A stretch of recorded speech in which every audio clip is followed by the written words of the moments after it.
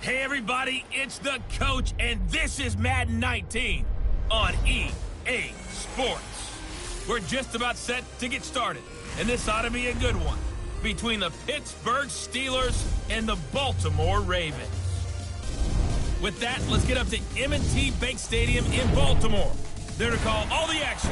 We welcome in our broadcast team, Brandon Godden and Charles Davis.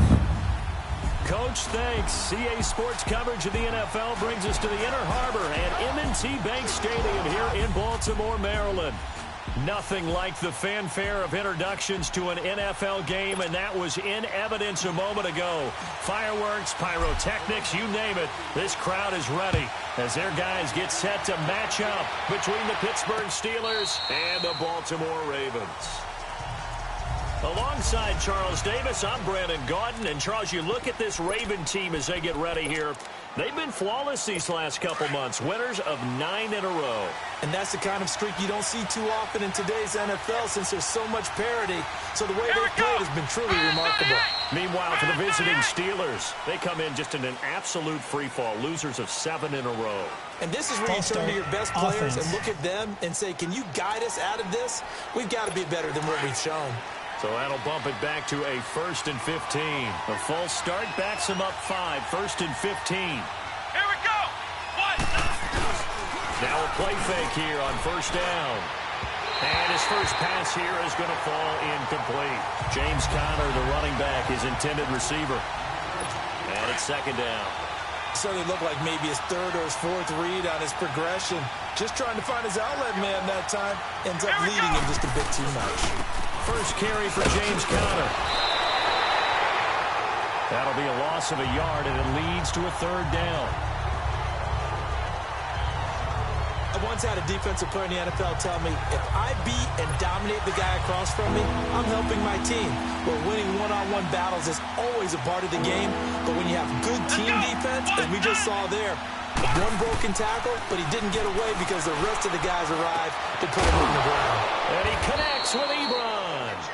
And they're going to get this beyond the 40 before he's taken down. They convert on 3rd with a gain of 22. And after that completion, you can understand why so many teams in the league are emphasizing speed on defense at every position. The tight ends have created so many tough matchups now. If you can't run with a tight end as a linebacker, this is going to be the result every time. We were just talking about him pregame. 3 tackles for a loss. Last week he thought he looked so explosive on film. Starting off good there. Another one in the 1st quarter. He's every bit of what you described. And I don't want to make it too simplistic, but right now for him, it's see ball, get ball. Defense. And that's what he's doing really, really well. And he's doing it in the offense's backfield. And he got a little aggressive too early. And he did, wanting that quick takeoff as the ball was snapped, but I think sometimes those big guys on offense, they're pretty cagey too, right? They make those little sudden moves or those little subtle moves that get you to jump. Looking to throw. Pitts. And incomplete there. A nice hit. Jars the ball free and brings up 3rd down. You get a tight end like this, and you know he's used to dishing out punishment, but here, he's the one that has to absorb the contact, and as a result, unable to hold on to the football. To throw on 3rd down.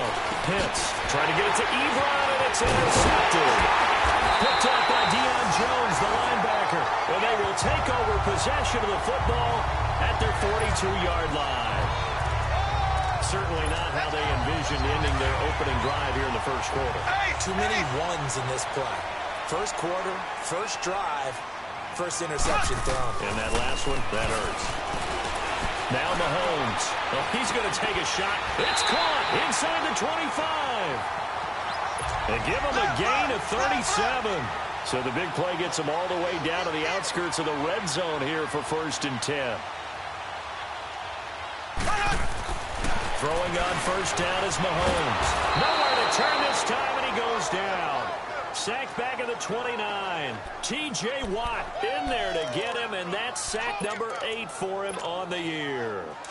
They were able to win last week despite him being sacked 4 times. They might need to tighten the reins a little bit, or this one may not end in another victory. You're right about that. They can't count on just winning the game no matter what happens. They can't let the accumulation of... And this is caught. Touchdown, Baltimore. in for the score. And the Ravens have taken the early lead. Well, these guys have won 3 straight ball games and another good start to this one out to the 6-0 lead. And I've talked with so many different coaches, as have you, along the way, and they always talk about winning streaks and the mood of a team and how much easier it is to actually prepare during that time. Guys are sharp, guys are focused, everyone's feeling good, and we're seeing it early in this one. This will be fielded on the back line of the end zone. And no run back here. This will be a touchback, and it comes out to the 25-yard line. The Steelers' offense now, they head back onto the field. And to be frank, they're just in a tough spot. It's only November, already eliminated from playoff contention. I know their fan base doesn't want to hear that, but that's the case. What are they fighting for now going forward? You know exactly what they're fighting for. It's that word that some people don't want to hear, but it's pride. Draft. Oh, okay. Yeah. I was going to go draft, but pride's better, right? Well, you know something? You're right, because that's part of it, but that's 2 different mindsets. That's front office mindset, draft position, where are we going to be and what do we need to get? And then the players and the coaching staff right now, pride. Can they win some games and feel better about themselves despite the fact they have no shot at the playoffs? He's going to flip one out here to his running back. It's a gain of 5, and that'll make this a 2nd down. Now, that's the type of play that gives you a chance to win. Nothing forced downfield where you don't have a guy open. Swing it out to the back, maybe even check it down, whatever you want to call it. Gain of 5. You're just trying to get 4 on 1st down. They're ahead of the chains now. And he is met at the line of scrimmage, and he goes down right there. They'll say no gain on the play there. Now it'll be 3rd down. He may be a bit undersized compared to the modern-day NFL defensive tackle, but what he lacks in size, he definitely makes up for in his ability to make tackles in the run game as well. Finding a safety valve here. That's complete. It'll be a 3-yard gain, and that'll bring up 4th down. So much about offense is what you call hidden yardage. You know, you throw the ball to someone, they catch it, and then they can make a big play. You know, they create a play, run after catch. They did a really nice job there of limiting that and keeping him from a 1st down. Yeah, stopped him in his tracks. Out comes Calvin Ridley and the offense for their next drive. For him, what an accomplishment in this game, surpassing the 2,000-yard mark. And all the time we talk about these guys out wide like him that are so athletic and can do so many things. But take us a little deeper. How has he done it this year? Well, you helped with this because when we sat down with him before the game and discussed his season, and you said to him, okay, I have a vision that you, similar to a pitcher, change up a lot of things, right? Different arm angles, different slots that a pitcher would do. You do that with your route running and all that. I loved his response. He said, yeah, I do that. But one of his best friends is a world-ranked tennis player. And he is into the end zone for a Baltimore touchdown. Calvin Ridley, his 21st touchdown of the season. And the Ravens are able to show off their quick strike ability. Partner, you know the real key is to stopping a good passing attack? You tell me. Being able to tackle as soon as a guy catches the football. Didn't work out there. No, because when you give up the big run after catch, the rack yardage, that puts your defense in a big-time stressful position. A lot of rack yardage and a touchdown there on the big play. This will be fielded on the back line of the end zone. And no run back here. This will be a touchback, and it comes out to the 25-yard line.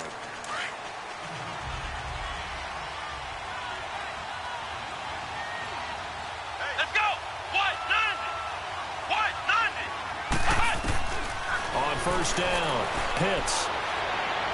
And incomplete. So he's 3 for 7 throwing the football right now. Not an awful start, but also not the sharpest of starts. No, I would agree with that. But if you're a confident quarterback and to play that position you have to be, you just act like there's something wrong with the wind currents or something wrong with the ball. It is not you. Keep throwing. That timing usually develops. That'll be taken in there by James Washington. And they're able to get this one across the 35. The numbers for Washington in last week's contest: 6 catches, 75 yards. And he was able to pull that last pass in, but he's going to face a tall order here because he's going up against the number 2 unit in the NFL against the pass. Now it's Conner.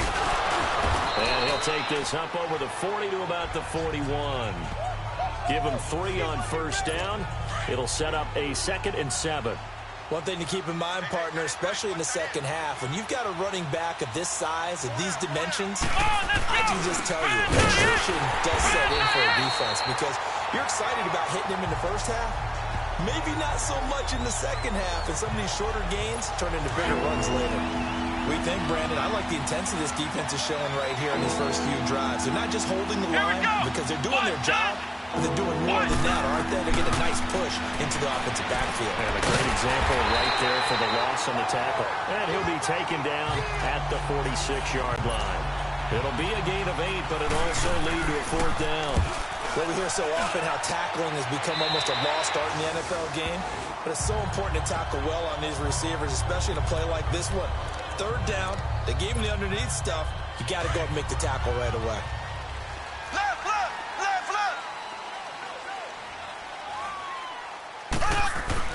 Mahomes now on 1st down. He's going to rifle one deep left. Oh, this is taken in. It's complete. A gain of 39 that time. So the big play changes the complexion of things. Here's 1st and 10 just outside the 30. On 1st and 10, here's Mahomes.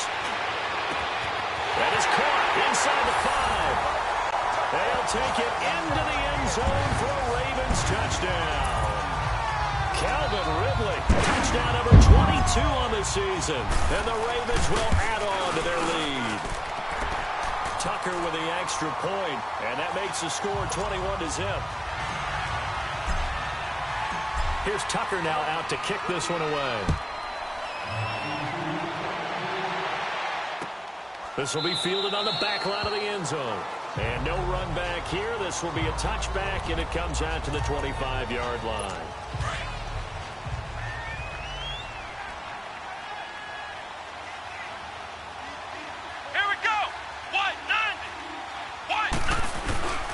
It's Connor as they stay on the ground. And he'll fight forward to about the 27-yard line. 2 yards on the carry there. It'll be 2nd down. That didn't appear to be a run blitz. He just darted in once he saw the run develop. That appeared to be a case of see ball, get ball. To throw on 2nd down. Pitts. Throw left side taken in by Washington. And he'll get it up to the 33-yard line. 6 yards is the pickup, and that'll lead to a 3rd down. That was a nicely run slant route, and what the receiver's trying to do is make the defender think he's going upfield for a deeper route, and then breaks it off, usually up to about 3 to 4 steps. And the Raven pressure too much. Down he goes. Khalil Mack in there to get him, and that is sack number 15 for him on the year. The competition comes up in so many different ways, and right now, this unit, their competition is who's going to get to the quarterback the most times. About 5 sacks last week. We just saw their first one of this game. Nice job bringing that one back. 14 on the return. The Ravens offense now, they get ready to head back on the field. And the ledger for them so far looks pretty good, doesn't it? It certainly does. Touchdown, touchdown, touchdown. Not sure it can be much better than that. They've got to feel very good about the groove that they're in at this stage of the game. And he takes this one down almost all the way to the 30. A gain of 32 that time.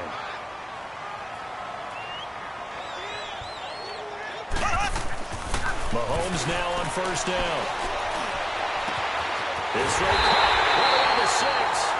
And he doesn't quite make it, taking it within an eyelash. Dropped at the 1. That goes for a gain of 31. Not only have they completed a couple on this drive, but they peeled off some pretty good chunks of yardage, too. Absolutely. Great start. 2 nice plays in the pass game. Now can they continue to feed off that? Looking to throw is Mahomes. The linebacker, T.J. Watt, there on the coverage. There is no denying they want to get him involved. That's already the 5th time that they've looked his way in this first quarter. So that tells me defensively that they want to insist on going in that direction. Got a man, it's caught for a Ravens touchdown. As his guys are in for 6, and the Ravens will extend their lead. That's a heck of a start to this one for him here in the first quarter. 2 receiving touchdowns, just getting the game underway, essentially. I mean, there's a long way to go. If I'm on defense, I got to figure out how to slow this guy down. Because when one guy shreds your team, That's demoralizing. Make him spread it around at least. But right now, he's showing no signs of slowing down. And no run back here. This will be a touchback, and it comes out to the 25-yard line.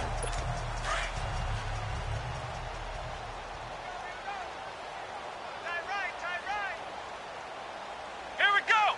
What? 90. What? Off the play fake.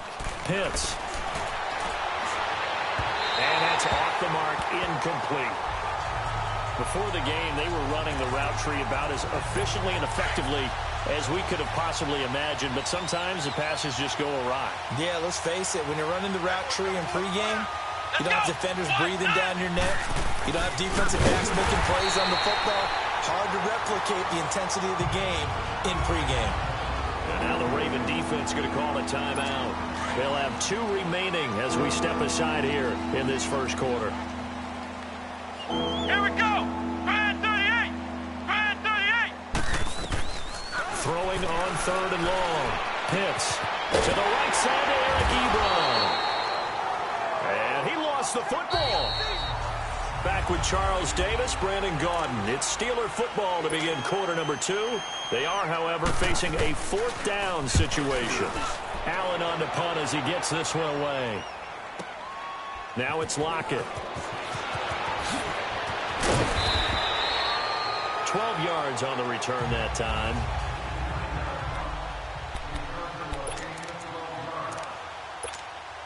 And now Baltimore gets set to take the field. They've really distanced themselves. They have put the pedal to the metal, I guess, so to speak. So definitely have them in the rearview mirror, don't they? I mean, you're exactly right.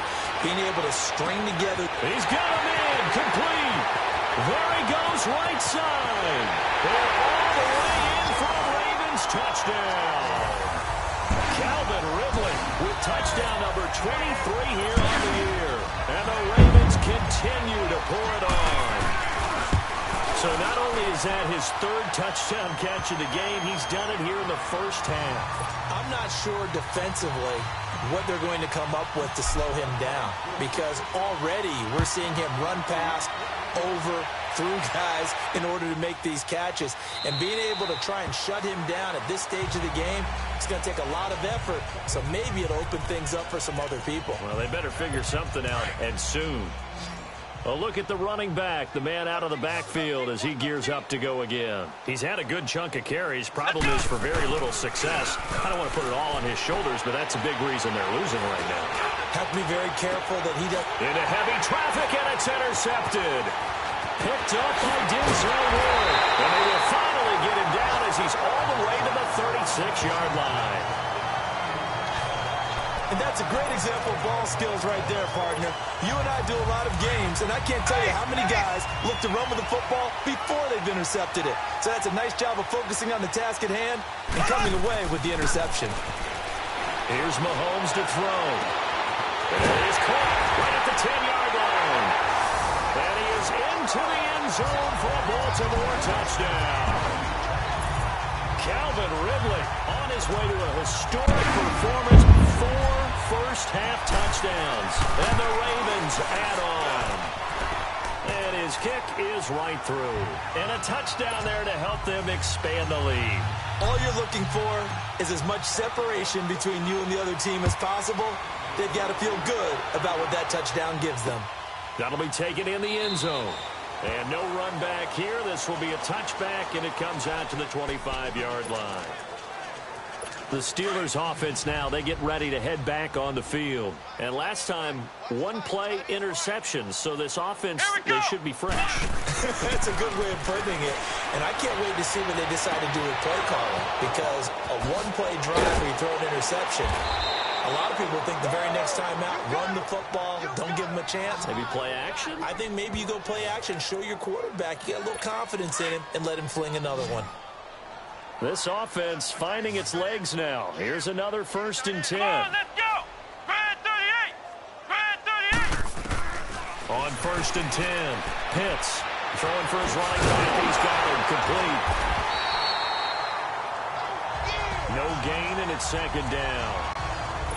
Well, that was a simple throw and catch, but even with that completion, 0 yards gained, so they're behind schedule on down and distance. I think they were hoping to get it to him. He could make a man or two miss, but that window closed quickly. Slipped one tackle, but no more as he's knocked to the deck behind the line of scrimmage.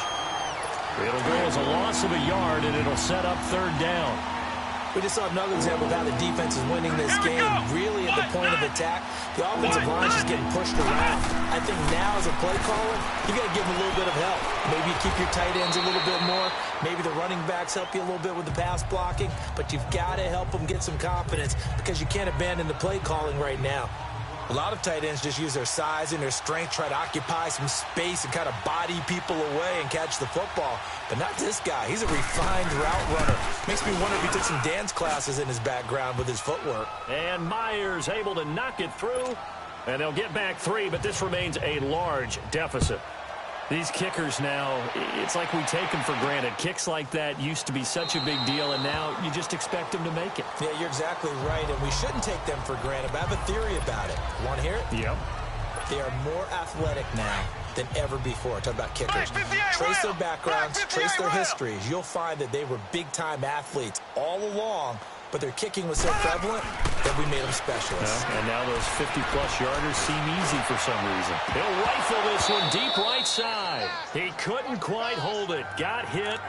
Ball pops out. Incomplete. That is the first time that they've targeted him that he has not come down with a catch. He's caught everything that's been thrown his way. A dominant pass receiver that can break down any defense because when he's doing that kind of work, it really hurts you on the back end. And even though it's an incompletion there, I think they're going back to that well. Now a deep ball there on second down, but it'll wind up incomplete.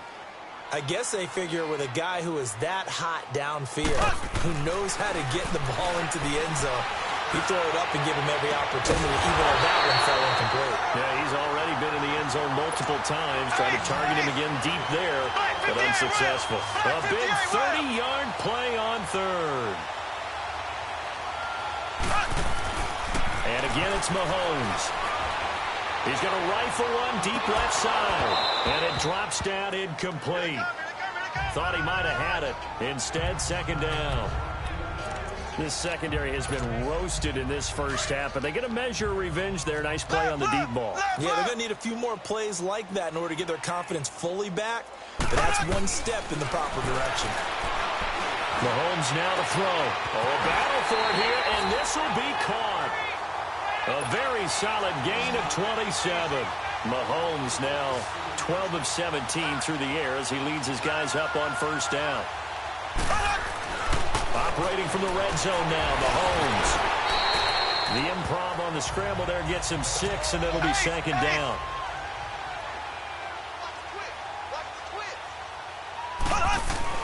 Now Mahomes throwing on second down. They'll take it into the end zone for a Ravens touchdown. Tyreek Hill, touchdown number 15 on the year. And the Ravens continue to pour it on. All the receivers in the league are plenty good enough, otherwise they wouldn't make it in the NFL. But the ones that go to the Pro Bowl, they have refined route running ability. Throwing now is Mahomes. Here's Tucker now out to kick this one away. That'll be taken in the end zone. And no run back here. This will be a touchback, and it comes out to the 25-yard line. James Washington making his way back out towards the huddle. You would have to think they're going to make it more of a priority to get him the football. You're losing here in the second quarter, and he's been really quiet. I think all we have to do, and it's too bad we can't actually see the actual play sheet now from the coordinator, because he's looking down at that and saying, okay, do I put him in different spots? Do I try and isolate him? What routes do I run? You're exactly right. They've got to get the ball in his hands and get their offense kick-started. He does have the 2 catches, but pretty quiet so far. This drive starting off on the right foot, 18 yards. When you're struggling on offense, you're looking for anything possible to get you going. Sometimes you do it like basketball teams that don't normally press. You put a press on it, bring people to life, make them move a little bit quicker. Maybe that'll help them as they head towards the half. No gain on the play there, second down. Being strong up the middle is imperative. I don't care what your sport, but in football, when you've got a D tackle who can contribute not only to occupying bodies, but also making plays on the ball carrier, that's when you have a cornerstone of a solid run defense. And this time he's going backwards. So after the no gain on the last attempt, here they get him behind the line. When you put together a formula for winning defense, it's exactly what we're seeing in this game. Controlling the line of scrimmage, attacking, and changing everything so that now they're playing in the offense's backfield. They're playing an excellent game. He's going to flip one out here to his running back. And he'll be brought down at the 48-yard line. They'll get 11, but still a little short. Fourth down. A short game that doesn't get them the first down brings up a fourth down situation. Really nice job defensively. They knew where the sticks were. They got the stop before it. Out comes Calvin Ridley and the offense for their next drive. He's the star wide receiver, and he's doing his thing so far here into the second quarter. And how you get distinguished as a star is each and every week performing to a high level no matter what they throw at you, because you're always want to take him out of the game if you're a defensive team. How do you press him, double him, triple him, all those things? But the best players show up each and every week. Solid games and some spectacular ones. And he has showed up time and time again. On first down, Mahomes. His throw caught right around the 6. And he is into the end zone for a Baltimore touchdown. In for the score. And the Ravens add on. It's been quite the game for him individually. A trio of touchdown catches now. So pick a route, any route. Whatever you want him to run, he's going to do it and do it well and end up in the end zone. This has really been fun to watch. So they're able to throw it in for the two-point conversion. Sometimes that can be a risky play, but they got it. Yeah, you always have to be careful here because if you do get it intercepted, it's returned by the defense. That's 2 points for them, but he identified an open target and put it right on him. That's fielded in the end zone. And no run back here. This will be a touchback, and it comes out to the 25-yard line.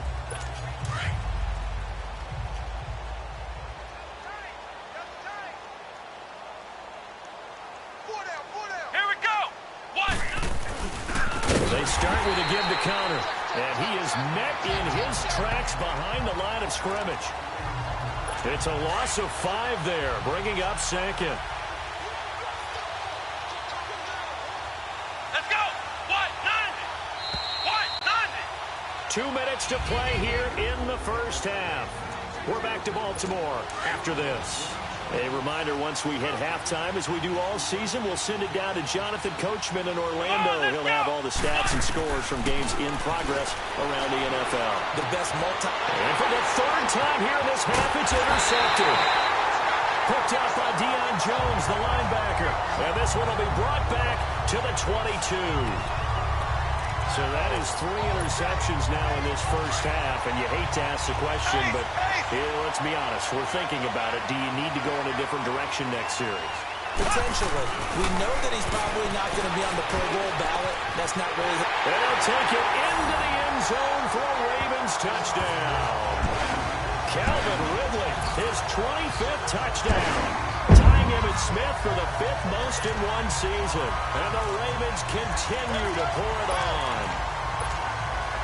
And that touchdown reception is the 5th for him in this game, and that ties the NFL record. And a record that's held up since 1950. This is another person that's tied it, but think about this. Bob Shaw said it in 1950. Kellen Winslow came along and tied it. And then, of course, Jerry Rice tied it as well. And finally, we're seeing it here one more time. Phenomenal. That's fielded in the end zone. And no run back here. This will be a touchback, and it comes out to the 25-yard line. James Washington making his way back out towards the huddle. A chance maybe here for them to get him more involved. They're down here on the scoreboard, and he's been very quiet.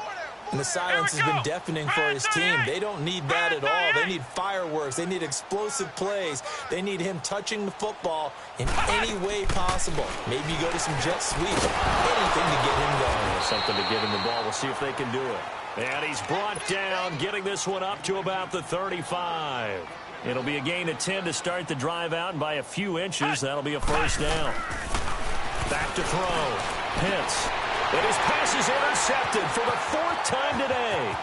Picked up by Deion Jones, the linebacker. And a super return as as he gets us all the way down inside the 25-yard line. We haven't even escaped the first half, and he's already thrown 4 picks. And Brandon, back in the good old days, probably back before you were born, if your starter threw 4 in the first half, he might throw 8 or more for the game because they weren't going to pull him out. But nowadays, and he is into the end zone for a Baltimore touchdown. Calvin Ridley, his 26th touchdown, drawing even with Marshall Faulk for the 4th most in a single season. And the Ravens add on. Tucker able to connect on the extra point, and a rout is on here in this first half. Here's Tucker now out to kick this one away.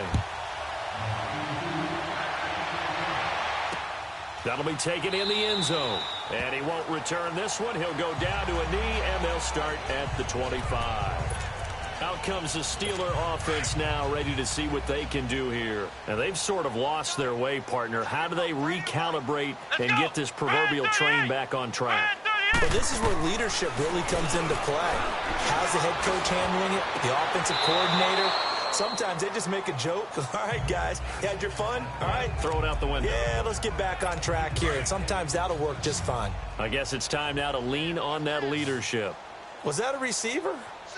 Yeah, actually it was. There's a running back who was a receiver on the play. I think he's been spending time in the receiver drills getting his feet down. Well, those guys out of the backfield, they got to be good, agile with their feet. He showed the agility there with a toe tap. No doubt about it. It's like he'd run to ballet school. Got the toes down and stayed in bounds. Throwing on first down. Pitts.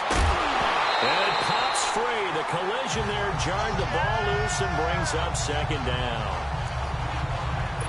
I hate to sound really negative, but at this point, an incomplete pass, almost a moral victory that it's not picked off.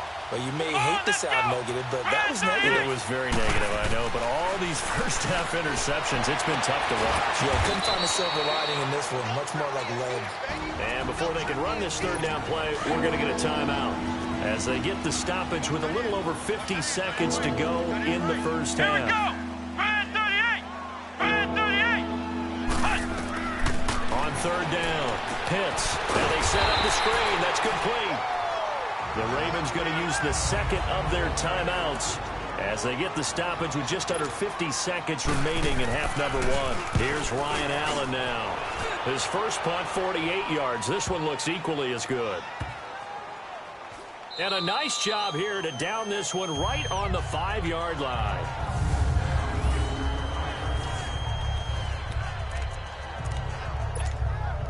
The Ravens offense now, they get set to head back on the field. And we'll see how this is played. Offensively, they've got the lead. Not a whole lot of time left. What do you think, Charles? Well, it's tempting to try and add to your lead, but a mistake there, that could change things in a big way. I say go ahead, take the knee, get on out for the half.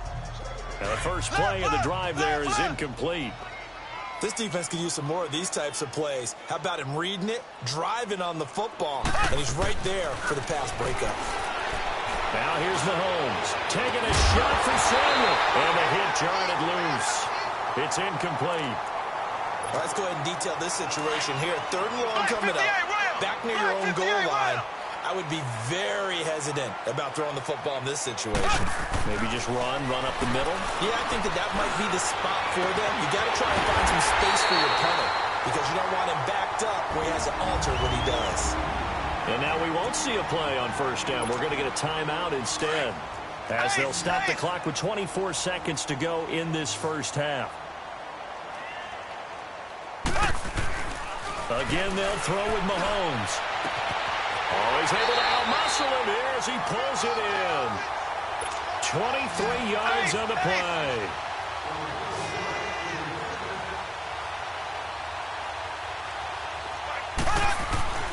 Now it's Mahomes again. And this is incomplete with a clock showing just 3 seconds left. Ball on the 42 as they come up 2nd and 10.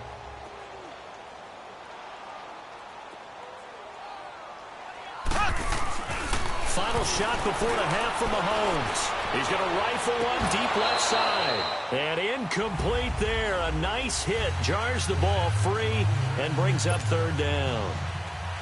So we're at halftime here in the Inner Harbor with the hometown Ravens on top. Fielded about a yard deep.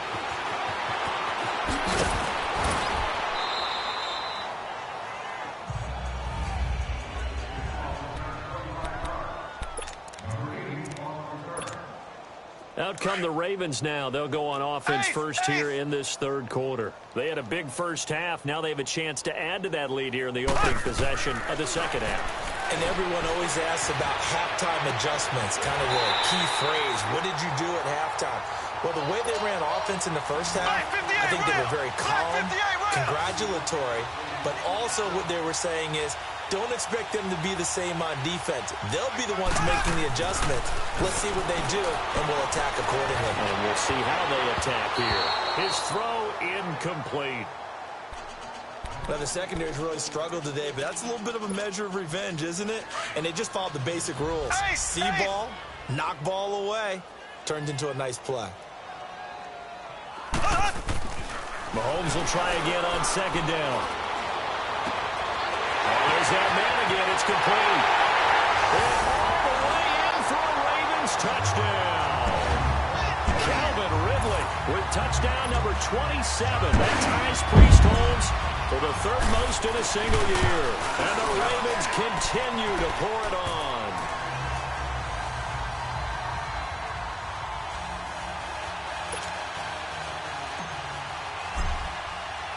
Here's Tucker now out to kick this one away.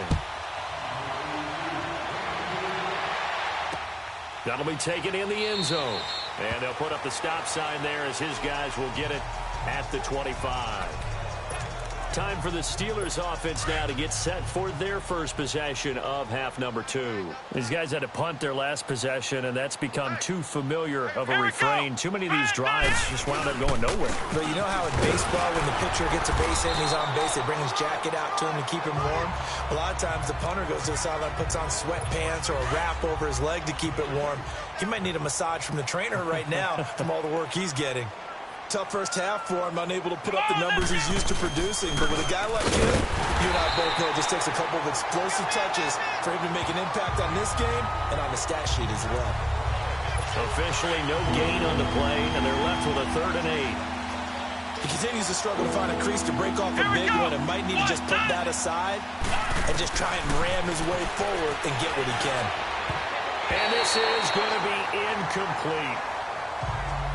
Well, we're into the second half now, and this is an offense that continues to struggle to sustain a drive. Looks like they're just totally out of sync, whether they're running the ball, passing the ball like we saw there. I don't know. The rhythm seems off. This is brought in at the 21.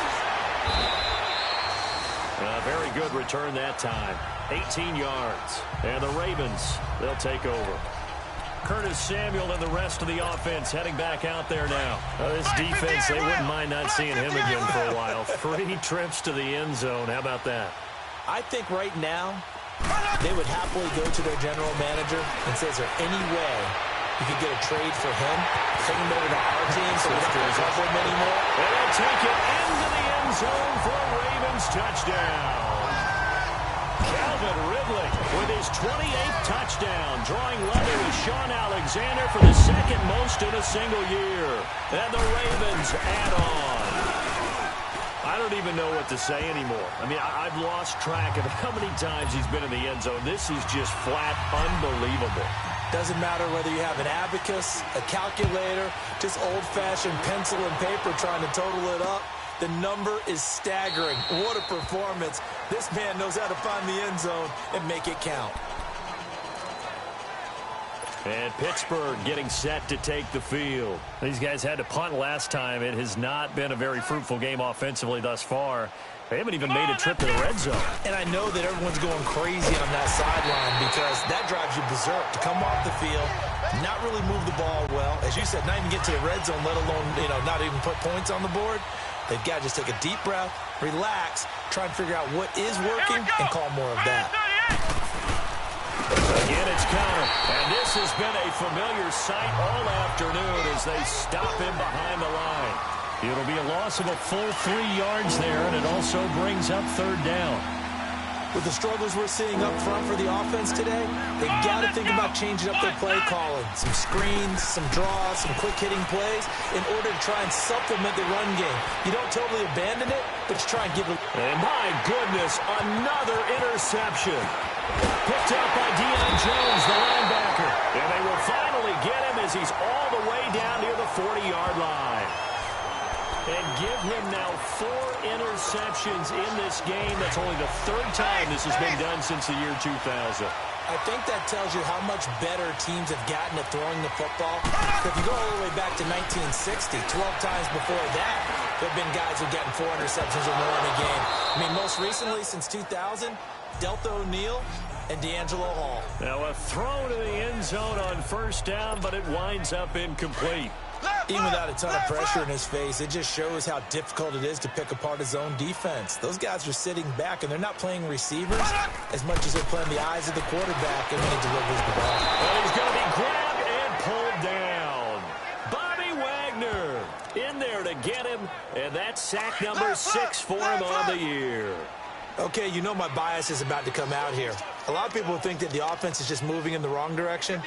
I'd say they're moving in the right direction because the defense is pushing them back. Former defensive guy. Now, as a quarterback, third and long, you really got to rally the troops here, don't you? Yeah, you do in a big way. And what else do you have to look out for? More pressure coming at you because it seems to be working pretty well. And a big 32-yard play on third. From the red zone now, they'll look to throw. Into heavy traffic, and it's intercepted. The safety, Terrell Edmonds, picks it. And a short return will be stopped inside the 10 at the 8-yard line. As much football as we watch, we've seen this work many times. In the red zone, first down, take a shot at the end zone, and points result. In this case, though, give credit to the defense. They outguessed him, were prepared, and intercepted the pass. And he will lose yardage here back to his own 6. It's a loss of 2 there, bringing up second down. Oftentimes when you're not winning at the point of attack for an offensive line, maybe they're getting out physical. Spread things out a little bit, make it more of a one-on-one blocking scheme. Then you don't have to win it physically. You just have to win it by position. That may open things up for your running backs. And the hit jarred it loose. It's incomplete. A second down pass play there, but it's incomplete.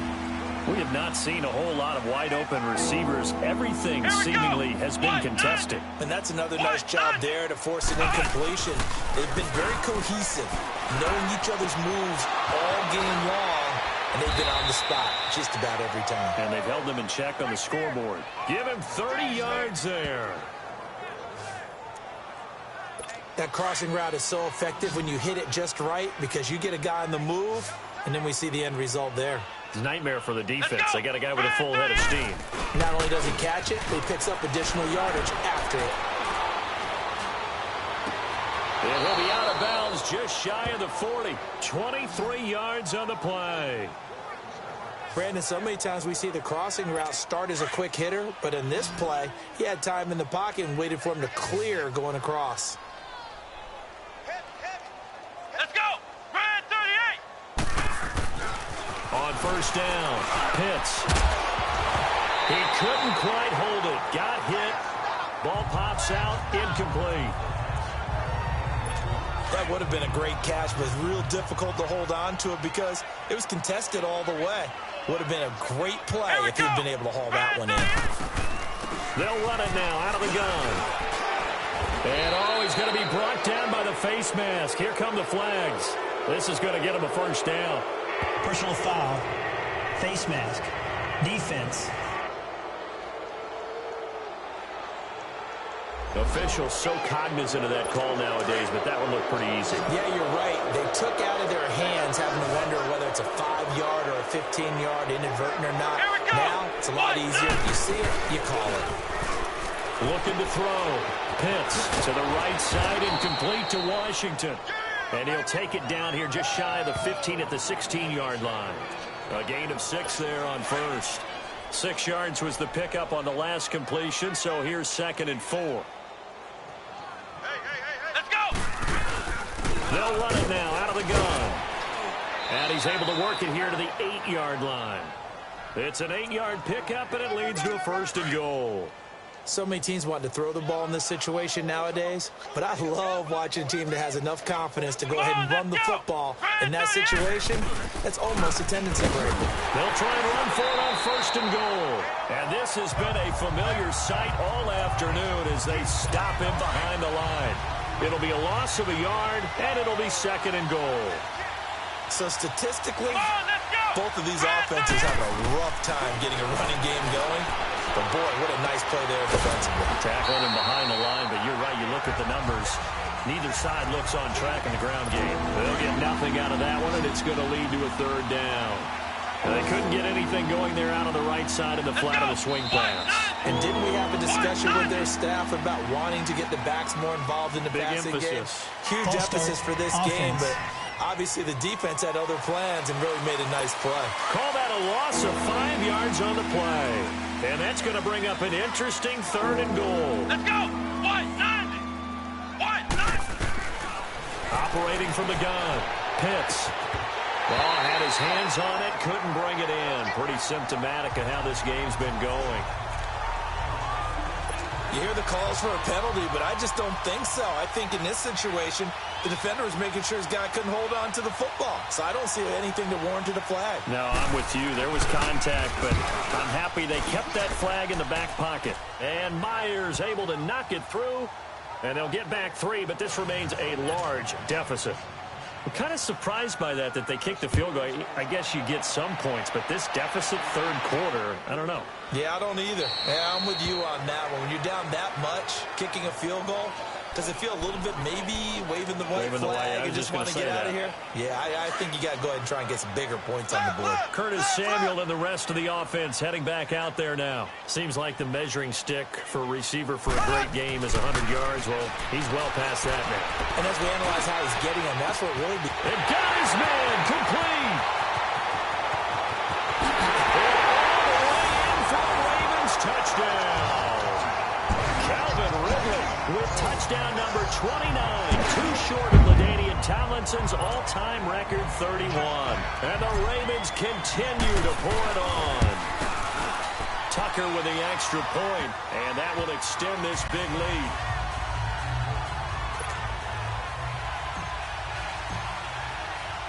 Here's Tucker now out to kick this one away.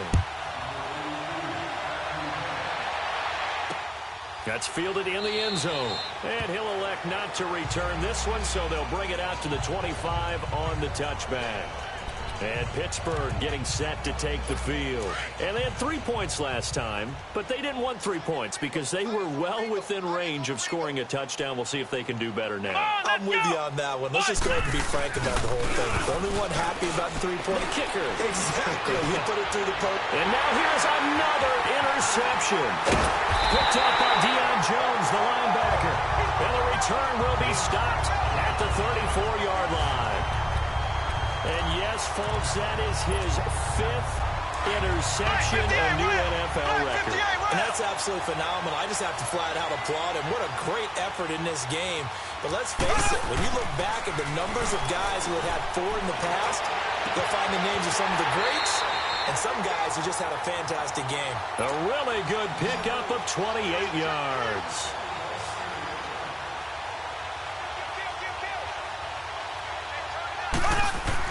To throw, it's Mahomes. And this is caught. Touchdown, Baltimore.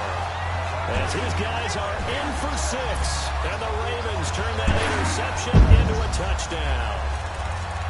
Well, that's about as quick of a passing touchdown as you'll ever see right there. Everyone has a section in their playbook called the quick game. That was a super quick game. Out of the hands of the thrower, bam, right to the receiver, successfully for a touchdown. How in-depth is that quick game part of the playbook? It's pretty in-depth because people want the ball in the hands of the quarterback into the playmaker's hands downfield as fast as possible. There are a lot of plays, a lot of options involved with that. This is taken about 7 yards deep. And no run back here. This will be a touchback, and it comes out to the 25-yard line. And here's the Ravens defense as they head back out there now. Now the interception for them the last time, and that turned into 6 points.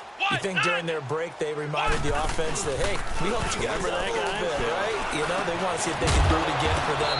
They're putting together an entire team game by how they're playing on defense. So the interception the last drive, what will happen here? 5 yards on the catch there, brings up 2nd down.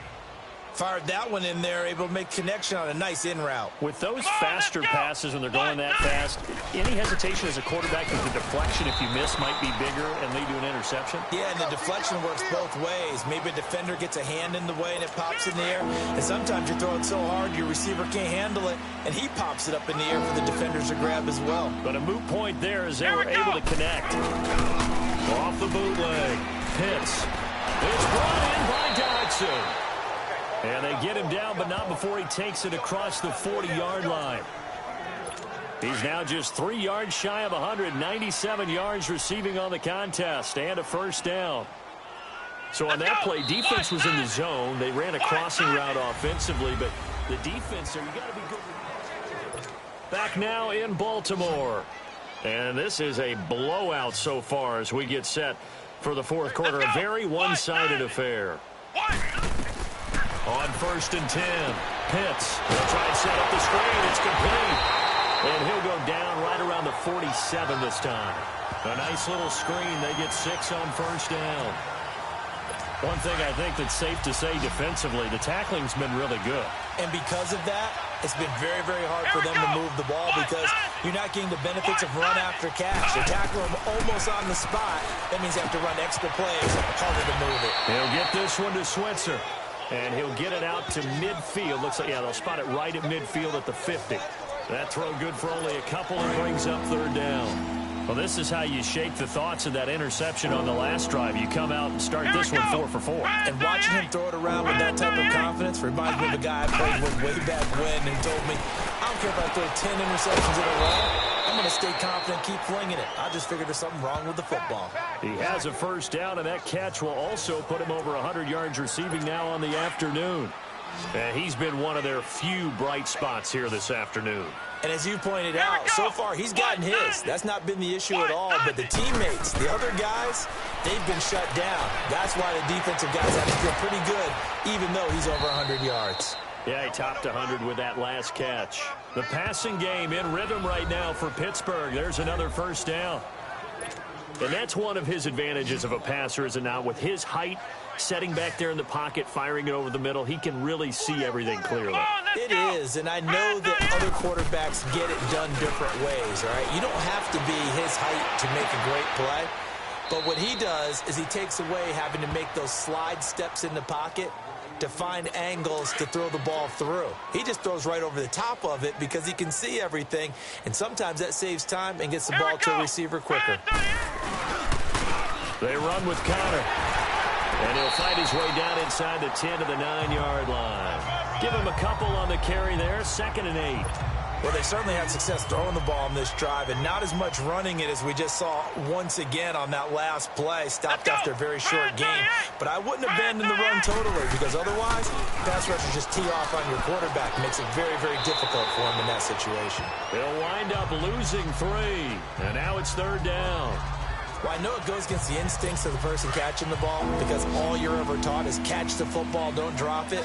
But drop it there. Yeah, in that situation, dropping it would have been better. End up losing yardage, even though they completed the pass. As good as a sack. Yeah, how about that? Although they won't get the same credit for it. And this is going to be intercepted. Picked up by Denzel Ward.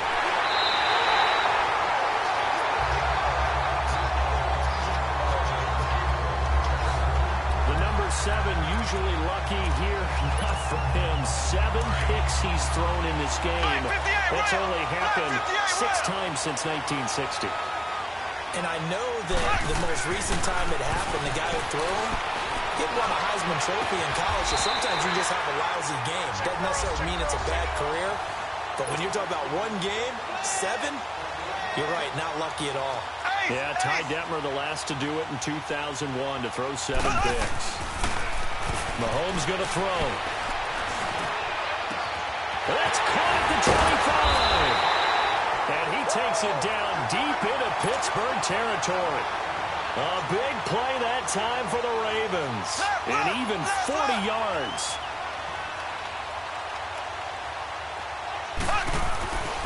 Inside the red zone here. They'll look to throw. Got a man. It's caught for a Ravens touchdown. In for the score. And the Ravens turn that interception into a touchdown. And with that touchdown pass, he has broken the record for the most in a single game. What an incredible day for this guy. How did we get this lucky to be here to see this performance? Touchdown pass after touchdown pass after touchdown pass. An amazing, incredible day. And this is going to be caught. So add 2 more to the lead as they continue to pour it on here in the fourth. Oh, boy, rubbing a little salt in the wound there, going for 2 up this big. You know, there's one time when I played, Brandon, and played against a team that was just absolutely pile driving us. And they ended up going for 2 late in the game. And I asked one of the guys, why'd you do that? He said, because we wanted to win by more. That feels like that type of situation. Wow. Well, it could also result in a melee later, though.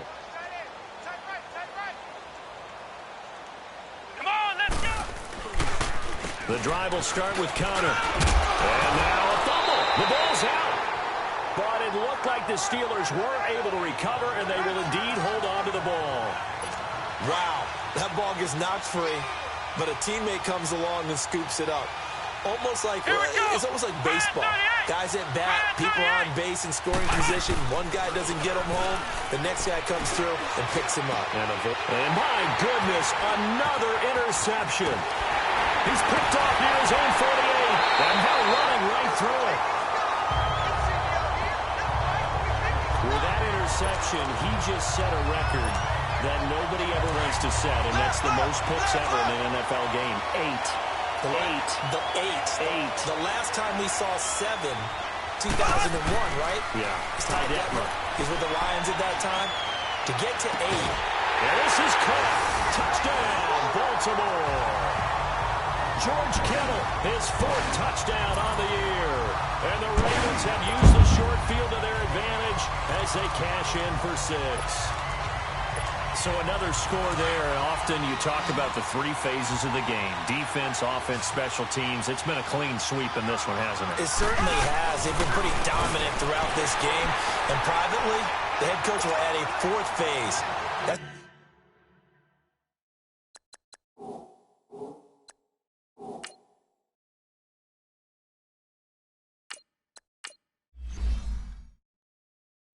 The coaching. And he'll tell the ownership that as he tries to negotiate a new contract off of this win. They are looking strong here in the 4th quarter.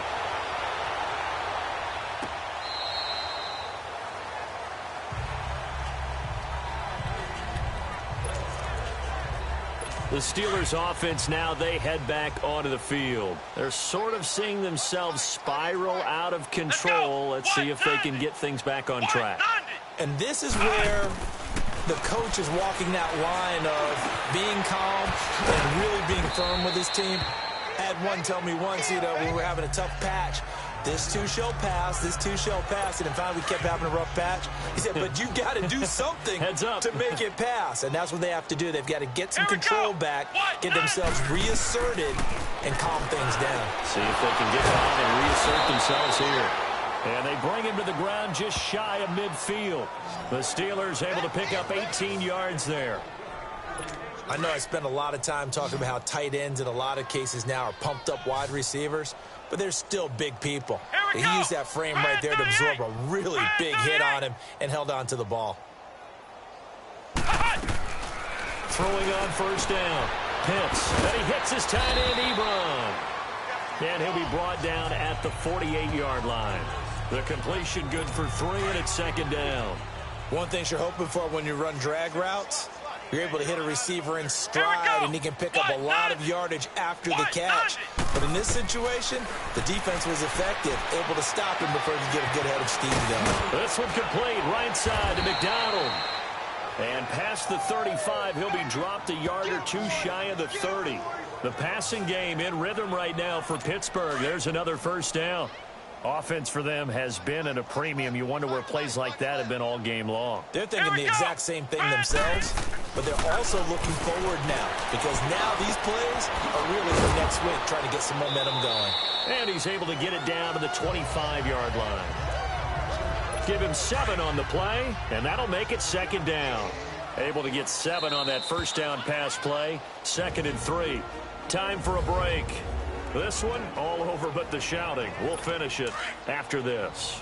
So the Steelers with the football as we get you reset. And let's see what they've come up with offensively after having time to talk it over. Here's Connor. Down to the 25. Only a yard on the pickup there, and it'll bring up a 3rd down. Now they got to get to the line quickly. On 3rd and 2. Pitts. Open man is Switzer, complete. And he's going to get the first down here as he's taken down at the 22. And they keep those sticks moving forward, that time with a gain of 3. Back to throw. Pitts. And his throw is incomplete. Ryan Switzer, the intended target. And that'll bring up 2nd down.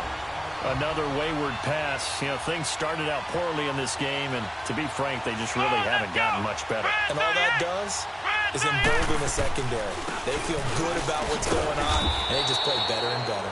And he'll take this inside the 20 and down to the 18.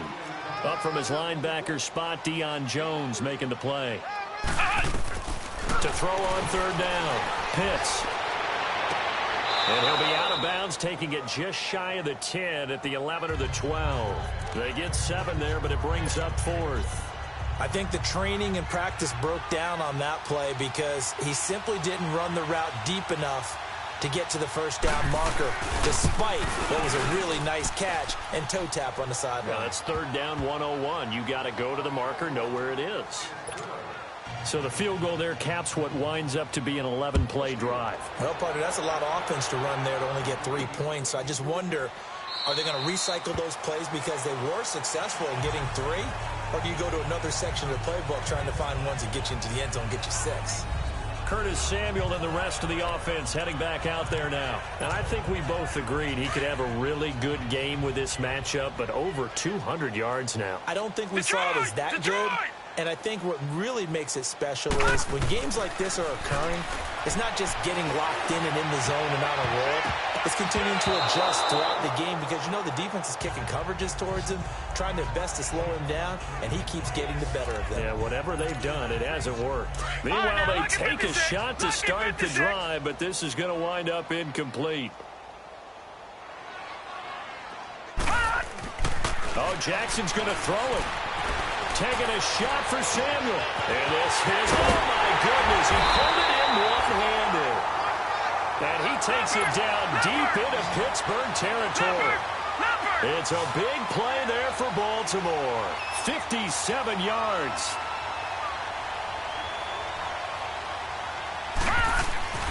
From the red zone now, here's Jackson on 1st down. And he's wrapped up. Taken down, back at the 25. Bobby Wagner in there to get him, and that's sack number 6 for him on the year. Now before this 2nd down play, we'll get whistles and a timeout. It's just their first. They've got 2 more to use here in the final stages. Now following the sack, they'll look to make amends on a 2nd down and 17. Here's Jackson to throw. And give him another 6. It's caught for a touchdown, and the blowout continues. I've got to laugh here, and I really don't want to because the old school in me is not happy about this score this late, not necessary. But this is Madden, isn't it? Yeah. This is how it works. Rub it in. Have a day. I mean, what does it matter? These guys who are playing in this game, there are no feelings Exactly. there. They don't have to face the guy. Well, they might if they're in the same room going head to head. But that's the about virtual guys on the screen don't have to face each other after this one. In that case, run it up.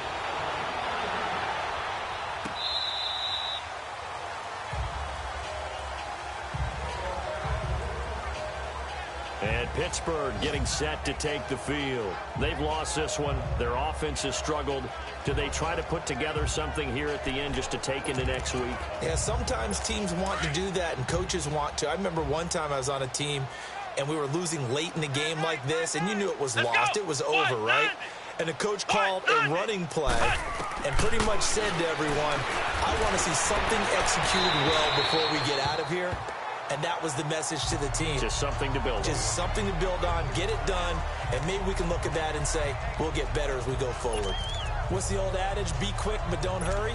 Well, that went right out the window there. He was hurried, harassed. That ball had to be gotten rid of, otherwise he was going to get sacked. To throw again.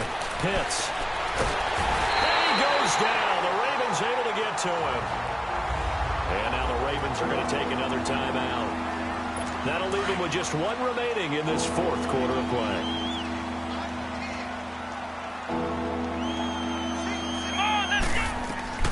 Throwing on 3rd and long.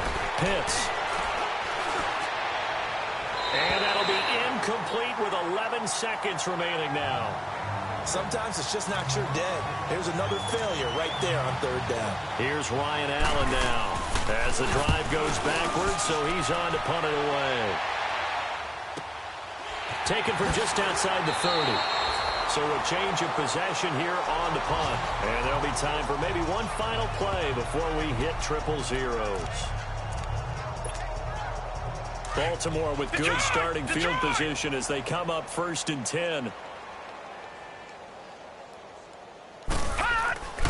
And despite the late lead, Jackson to throw. Taking a shot for six. This is caught at the 20. And he takes it in for the score on the game's final play, so it doesn't affect the outcome, but a little whipped cream on top to their ending. Or as our friends in Bayou Country would say, that's a little lagniappe, a little extra on top. That's how you, Charles. You play to the final whistle, I get that, but there are a few folks that might not be too happy with that score late in the game with it already well in hand. You seem a little squeamish about that last score. I struggle with this one. I struggle. But on the other, the argument, I get it, on the other side is, hey, do something about it. Stop them. I guarantee you, I know who was really excited. Fantasy owners who had them. Hey, listen, getting the points for me. They're not worried about hurt feelings or anything like that. That's just new age stuff. So that'll do it for us. For my partner, Charles Davis, and all the hard-working men and women on our crew, I'm Brandon Gaudin. You've been watching the NFL right here on EA Sports. The Ravens are victorious here as we say so long from Baltimore.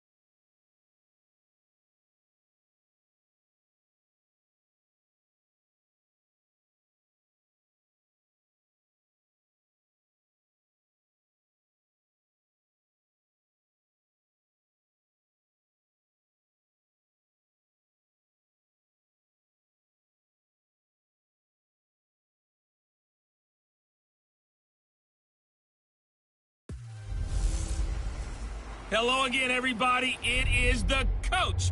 You're tuned in to Madden 19 on EA Sports. On tap, we've got what should be a fairly intriguing matchup between the Jacksonville Jaguars and the Baltimore Ravens. With that, let's get up to M&T Bank Stadium in Baltimore. There to call all the action, we welcome in our broadcast team, Brandon Gott and Charles Davis. Coach, thanks. CA Sports coverage of the NFL brings us to the Inner Harbor and M&T Bank Stadium here in Baltimore, Maryland. The scene a few moments ago, here it is. It's unlike any other in sport as both teams made their way out of the tunnel. These folks are fired up as their guys are ready to do battle between the Jacksonville Jaguars and the Baltimore Ravens. Alongside Charles Davis, I'm Brandon Gaudin. And Charles, you look at this Raven team as they get ready here. Their long winning streak finally came to an end last week. A disappointing game for them, but still a heck of a run. Indeed it was. What a great job by them putting together a streak. Now let's see how they rebound after a defeat. Meanwhile, for the visiting Jaguars, they were losers their last time out. They're going to try to get back in the win column, but obviously they're going to have to do that in a hostile environment. And sometimes it actually works to your advantage. Now you've got to band together your team, the us against the world mentality. Let's see if they can use it and get a victory. They go play action here on first down. To the right side and complete to Njoku. And he'll get it up near the 35, right at the 34 here. A good pickup there. 8 yards on the first down completion. So much goes into a successful play, doesn't it? How about that play action there? Freezing the defense just enough to bring the tight end free downfield for the completion. On the ground, this is Leonard Fournette. He got maybe a half yard at most, but officially they'll be left with a 3rd and 2. As usual, the hallmark of a good run defense, linebackers making plays near the line of scrimmage. Absolutely nowhere to run there.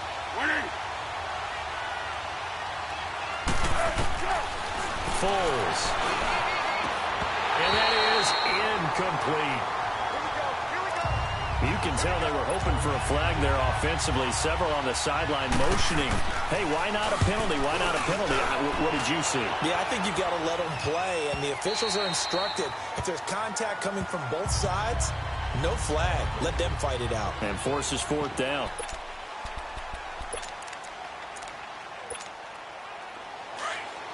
Black 58 rail! Black 58 rail!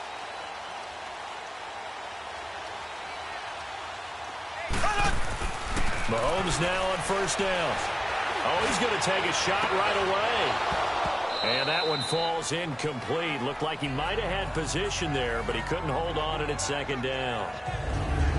And this O-line, it is the lifeblood of the offense. They establish the tone. Mean, nasty, physical. They can't wait to get after people. That allows the rest of the offense to feel confident. Back to the air on 2nd down. It's Mahomes. He's going to fire one deep, middle of the field.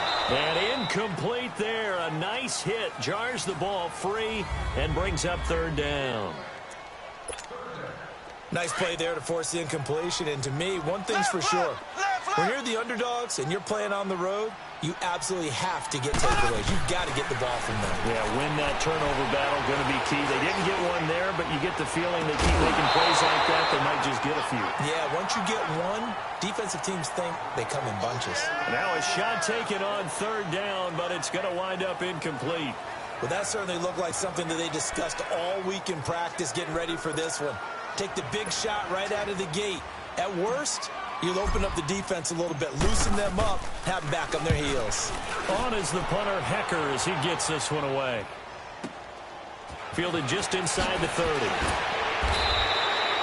So possession goes over here on the punt. And the Jaguars go on offense, 1st down and 10. And out now comes Jacksonville as they get ready to go.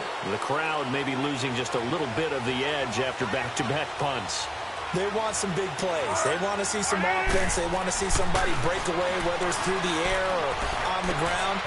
Now it'll be interesting to see where the patience is on both sides. Each head coach, can you hang in there and not try and force something that could put your team in some jeopardy?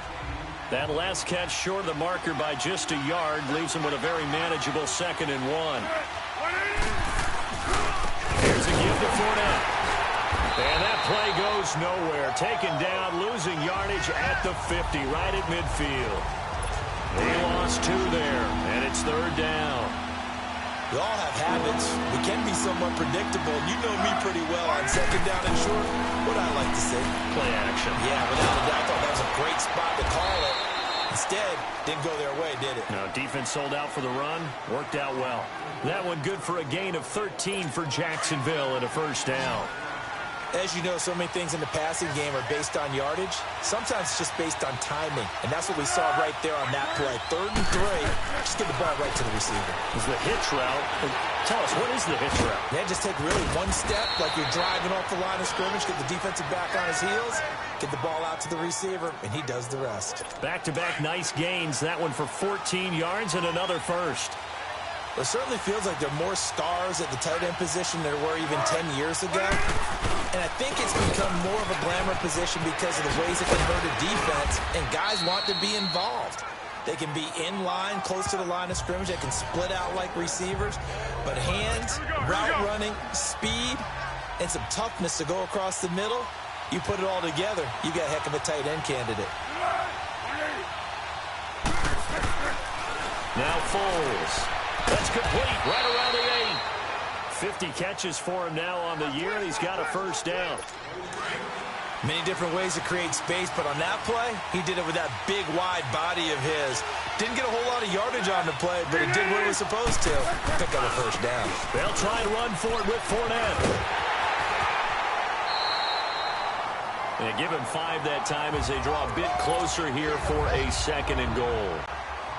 Well, he did get a taste the previous week. He got into the end zone, trying his best to get there in this game. So far, he's been denied.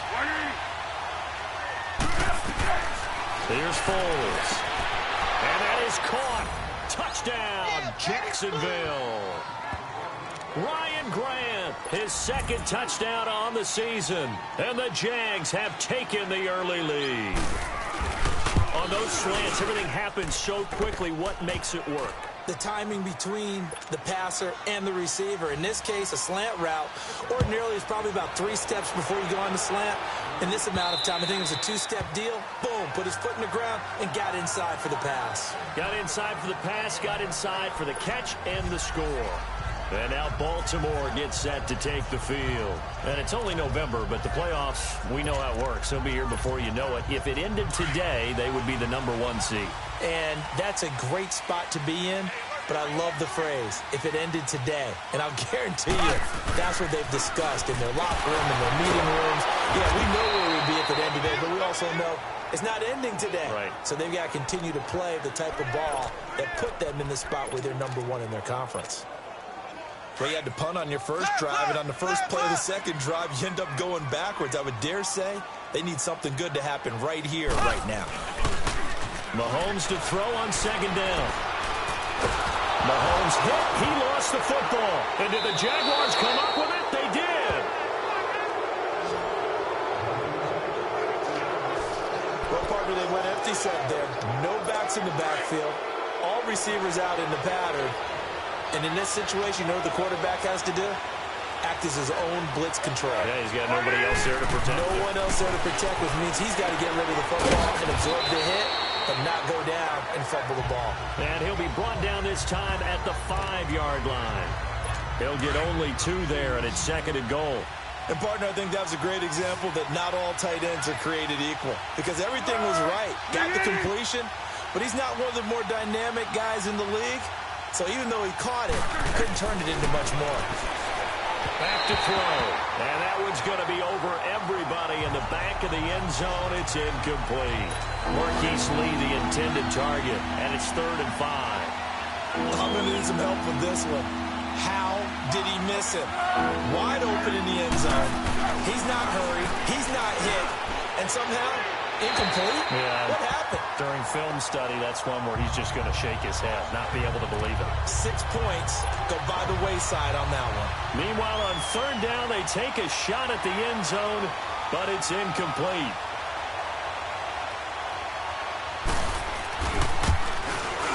And Lambeau will put this one through, and the lead moves to 10-zip.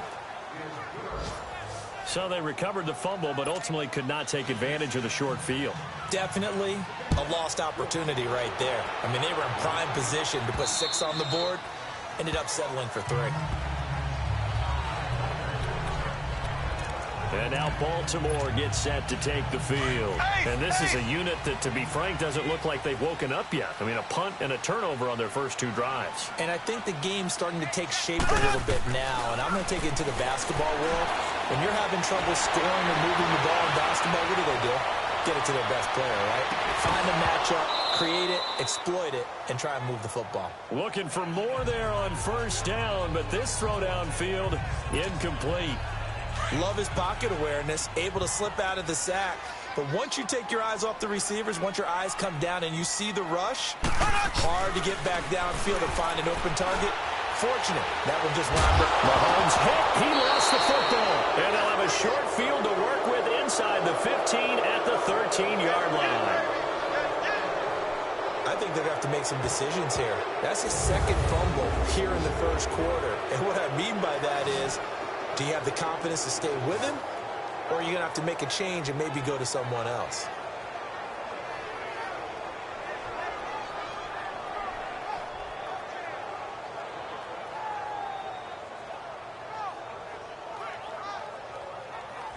And out now comes Jacksonville as they get ready to go. And last time they got 3 points, but it was a chip shot field goal. And when you go to the sideline after a chip shot field goal, maybe the offense not too happy. It's a balancing act, isn't it? Because you're exactly right. They're none too pleased that they didn't punch it in for 6 points. They also have to remember they did. And he takes it in. Touchdown, Jacksonville. A great play there with touchdown number 7 on the year. And the Jaguars add on to their lead. Solid job up front, really just a solid job all the way around to get that one in. That was well executed, wasn't it? Well blocked, well run. End result, 6 points. Touchdown. Lambeau to add on the extra point. Extra point tacked on by Lambeau. And that makes our score 17-0. Here's Lambeau out to kick this one away. And that'll carry over the back line of the end zone for a touchback. Now the Baltimore offense heading back out onto the field. And they had the fumble last time that led to a touchdown. That's a no-no. We'll see what they do here this go-around. A big no-no. Put that in capital letters. Turning it over, the other team takes it down and scores. That can be a deflator for a football team. Now it's up to the offense to get back out on the field and pick things up. Well, they're out there. We'll see if they can pick those things back up. A solid run on first down. Gain of 7 leaves them with a 2nd and 3. Well, you're down early. How do you get back in the game? Maybe establish the run. I think they're trying to do that. Now, I'm with you on that one, and what I like about the message is that there's no panic from the head coach. He's already told his offensive coordinator, let's run the football. Let's get things settled down a little bit and find our way back into this game. Holding offense. Now, that's one they hate. The ball's got to come all the way back. So that's an explosive play, a really explosive play that gets wiped out, and they have to start over after the penalty. On second down, here's Mahomes. Throw right side, caught by Ridley. A big play that time for the Ravens. 47 yards. Took him 5 tries, but he is able to complete that first pass of the game. And could you hear the exhale all the way up here? Not just from him, coaching staff, offensive line, receivers. Now he's off the schneid. Can they get him going in a nice groove where he becomes a little more consistent throwing the football? Because you miss those first 2, but you get up the 0 for 4 range. That can be a little tricky, but able to settle in, hopefully. Yeah, now you won't have any confidence issues. Now you can kind of get it back even with just one throw. Well, it certainly appears that they're going to try and keep getting him the football. That's the 3rd time they've looked in his direction. Unfortunately, haven't completed one yet, but I'm not sure they're going to shy away from him. They feel like they've got something there, and they want to capitalize on it. I think you're right. We're only in the first quarter, so a lot of opportunities ahead. Now, a second down throw for the end zone, but it's incomplete. Offensively, you might be thinking, what's going on here? 1 for their first 7 throwing the football. So maybe they're thinking about rethinking their strategy a little bit right now with the way that they're throwing it around. Not having that success, might have to lean on the running game for a little while and see if they can get him back in form. This offense was on the move. Now 2 straight incompletions have them looking at 3rd and 10. Now here's Mahomes. He'll rifle this one deep right side. And it falls incomplete after almost being intercepted. A pick there would have been great. The good news for the defense now, it's 4th down. Not only was the call spot on, how about the execution of that defense right there? The zone was absolutely locked up tight. He was trying to force it in there on 3rd down. But if there's a time to force it, he felt like he needed to make a play, right? Yeah, exactly right. 3rd down, you got to try and find something. There's nothing available there for him. So a good kick there to polish off the drive with 3 points. Yeah, coaches always talk about finishing a drive with a kick. 2 of them give you points, either an extra point or, in this case, a field goal.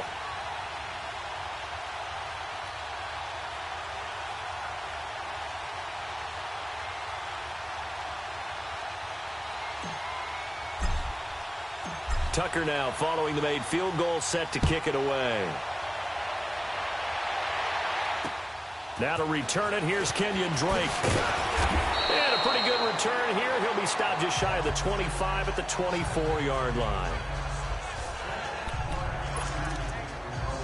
And out now comes Jacksonville as they get ready to go. And they're hoping to redo their efforts in the last drive when they got into the end zone. And just think of what it's like now on the sideline, because when you score a touchdown, you have to go over and look at the tablet and see what you did on the last drive. When you scored points, it's a whole lot better view than when you're trying to figure out how to fix things there. Now, meanwhile, a pass that should have been intercepted, but it winds up falling incomplete. You're down 2 touchdowns. You just know defensively you absolutely have to come up with a big play. That nearly was one right there. Looked over at the sideline immediately after the drop and just saw the dejection. They felt it. They thought he had it. Unfortunately, couldn't come up with it. 8 yards on the completion, but now they face 3rd down. He decided to run a hitch route. It really helped to have a guy who can turn it loose. And, boy, he rifled one in there on that one. Not much run after catch, but it worked really well. And he'll lose yardage here, going down back at the 28. Losing 4 yards that time, and now it's 4th down. I don't think there's any doubt that if it's me, I'd be really cautious about continuing to call this play because you got to know. Defenders, if they get a free shot at the QB, they want to take it, and they want to take it big. And they got it there on the option play for a loss. And the Ravens taking the field. And tough to win games if you're going field goal, field goal, field goal here. They got field goal last time. Now they'll be looking for a touchdown. They're looking for the big chunk now because, as you noted, the field goal way of doing it makes it that much harder and puts more pressure on it. And that's caught inside the 35. And he'll get this way down into Jacksonville territory. It's a big play there for Baltimore. Now the offense going to use the first of their timeouts. So as they take it over, we step aside. 1st and goal, and they got to be thinking a chance to get right back into this football game. Mahomes now to throw. Shedding the tackle.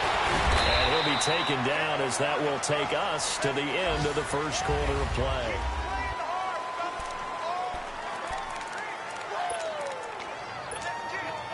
Second and goal from inside the 5.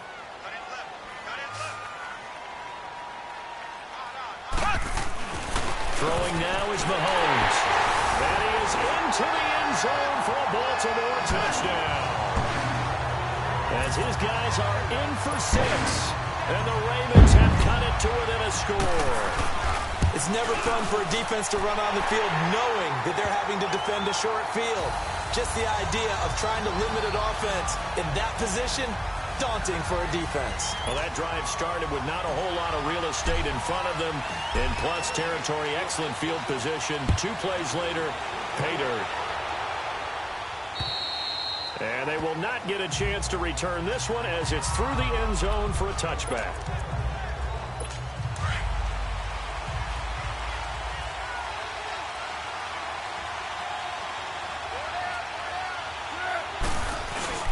They'll start out on the ground. It's Leonard Fournette. They give him 4 yards there. It'll be 2nd and 6. On any running play that's called, they're always hoping that it's going to break big and go the distance. But when you get a nice game like that, you're able to do so many things anyway. You can come back and run essentially the same play again, continue to move the ball on the ground. Now a loose football. The ball comes out, and the Ravens have got it. We have seen this before, and we know coaches preach about this and work on it all the time. Catch the ball. You know there's going to be some traffic somewhere. They've got to put it away and secure it as they try and get downfield. To throw, it's Mahomes. He's going to rifle one deep left side. Got a man, it's caught for a Ravens touchdown. A big play there with his 2nd touchdown here in this first half. And the Ravens are an extra point away from tying the football game.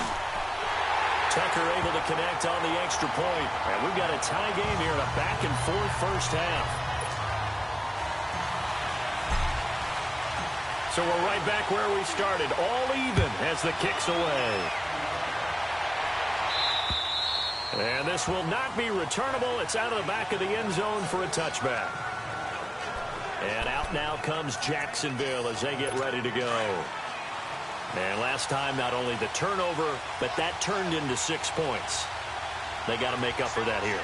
We always hear about empty possessions, but some are worse than others. You can have an empty possession, pump the ball away, get yourself set to... Accelerating, and off he goes. Touchdown, Jaguars. A big play there. His 9th touchdown of the season.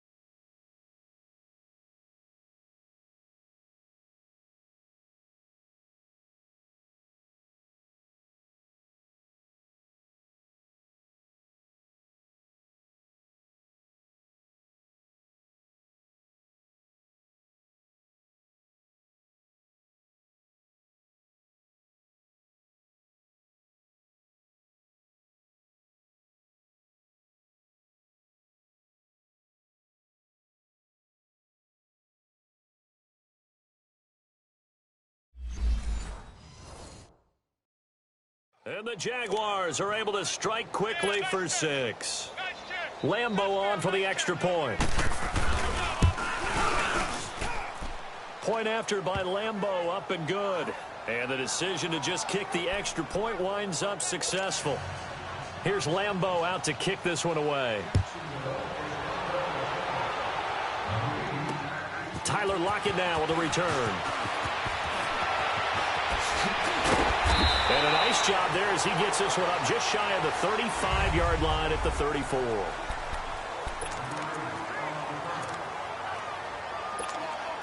The Ravens offense now, they get set and head back onto the field.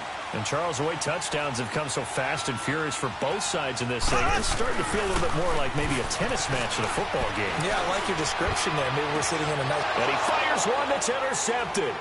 Picked by Ronnie Harrison. And he returns it into enemy territory down the 45-yard line. And Brad,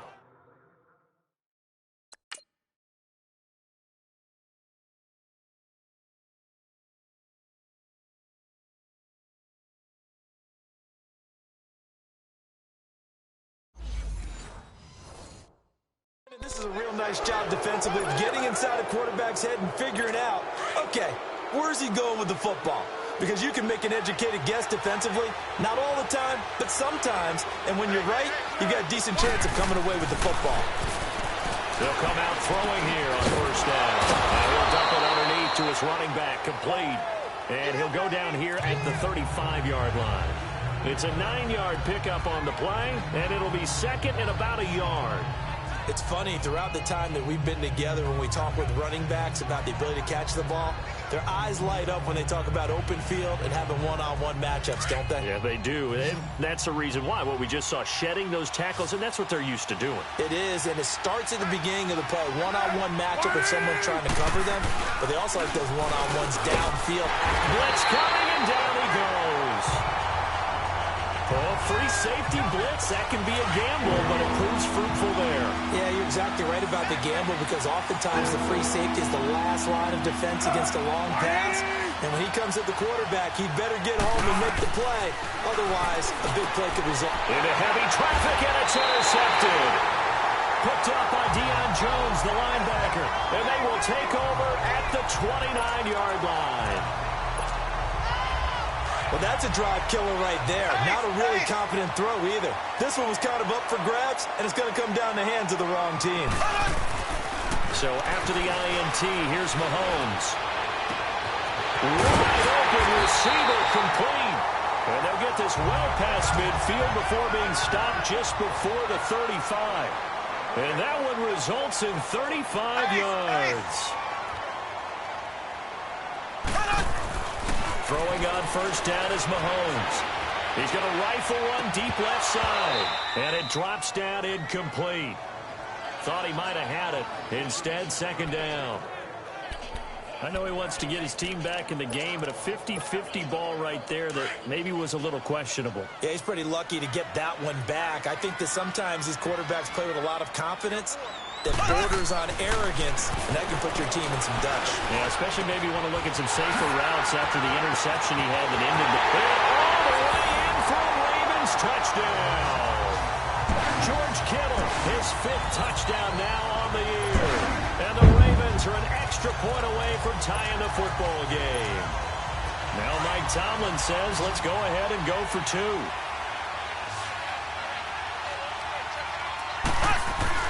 Again, they'll throw with Mahomes.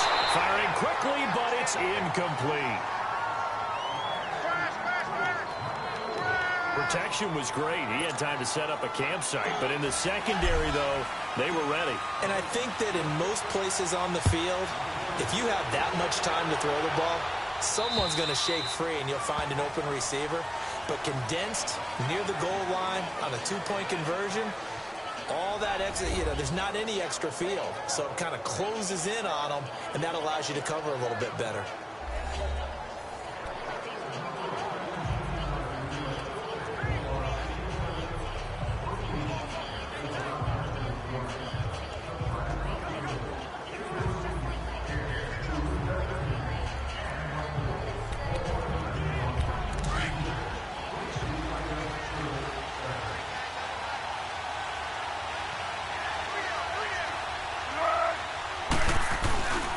They begin with a run by Fournette. And he's able to take this one up to the 35-yard line. That one good for 10 yards. And that'll make it 2nd and a foot or so. Now, that was an excellent run. And when you see that happen, that's when you're seeing guys doing their job and then some people doing a little bit more. Offensive linemen and tight ends, they're expected to block. But the wide receivers, all they want to do is catch passes. So when they block on a big-time running play and create extra space, you've kind of hit the jackpot there.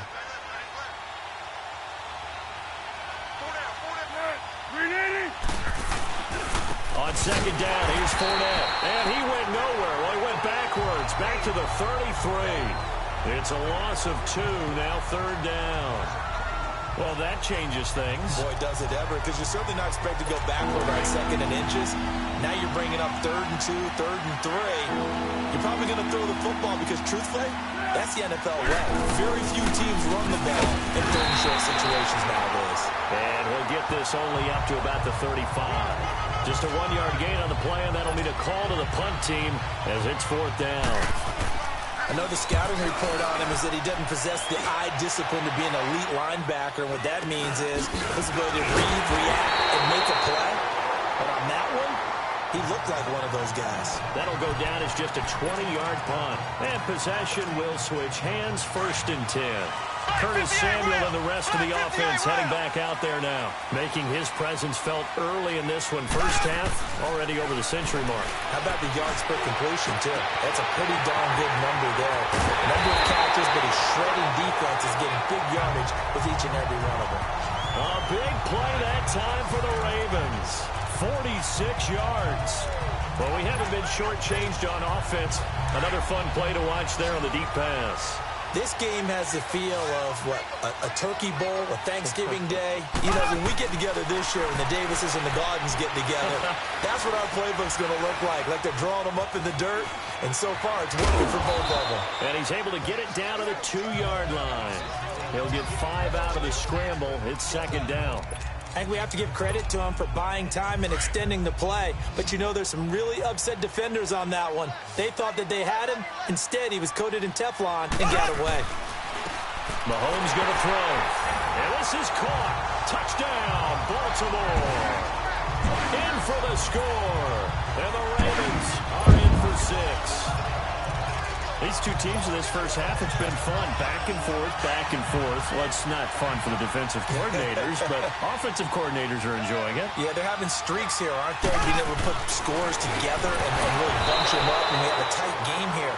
You know, we often talk about having the right shoes for the right turf. Today it's track shoes. That's what we've seen with these offenses. Yeah, it's been an absolute track meet so far and fun to watch. Here's Tucker now out to kick this one away. And this will be a touchback as that sails over the end line. And out now comes Jacksonville as they get ready to go. They punted last time they had it. What steps, Charles, do you think they have to take to make sure they don't do that again? Well, let's just go to the football 101, Detroit expression 101. Win first down. Make 5, 6, 7 yards on first down and make it a 2nd and 3, 2nd and manageable. Keep accumulating first downs that way. Keep moving the football. You don't want to get behind the sticks because then the defense has the advantage. They keep it with Fournette on first down. And he's going to be stopped up quickly here. Just a yard up to the 39. They tried a quick hitter inside, but that one was swallowed up because what they're hoping, those big defensive linemen will take the bait and move laterally and open up a crease that they can run through. It didn't happen on that one. He'll get about 3 as he's brought down right around the 42.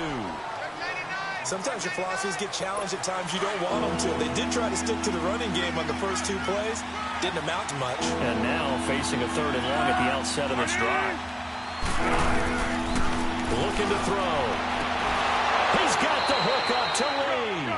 And taking it across midfield and inside the 45. A Jacksonville first down on a pickup of 17. So in Raven territory now. Here's a 1st and 10 at the 42-yard line.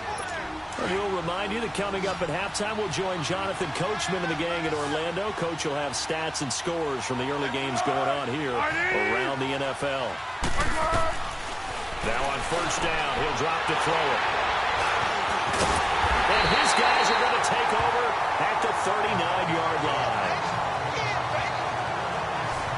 When a team's turned it over 3 times in the first half, we just look at the offense and say, guys, what are you doing? But instead, we really should be looking at the defense. They've created the takeaways. 2 interceptions, 1 caused fumble. They played awfully well swarming to the ball here in the first half. He's going to fire one deep, and that's caught inside the 30. And he'll go down, but not before getting this inside the 30. A gain of 32 that time. Ace! Ace! On 1st and 10, here's Mahomes. And he'll take it into the end zone for a Ravens touchdown. George Kittle with his 2nd TD of the game, his 6th on the year. And the Ravens will add on to their lead. I know Paul Revere talked about by land or by sea, right? You know, 1 by land, 2 by sea. He didn't mention air because right now we're seeing a big-time performance, aren't we? That's 2 touchdowns so far in this game. Where'd you pull that one from? And, you know, every now and then I actually listened in history class. And you're just a scholar all the way around. You're reading all the time. I like that you fit that into the broadcast. You know, I just grab a nugget when I can.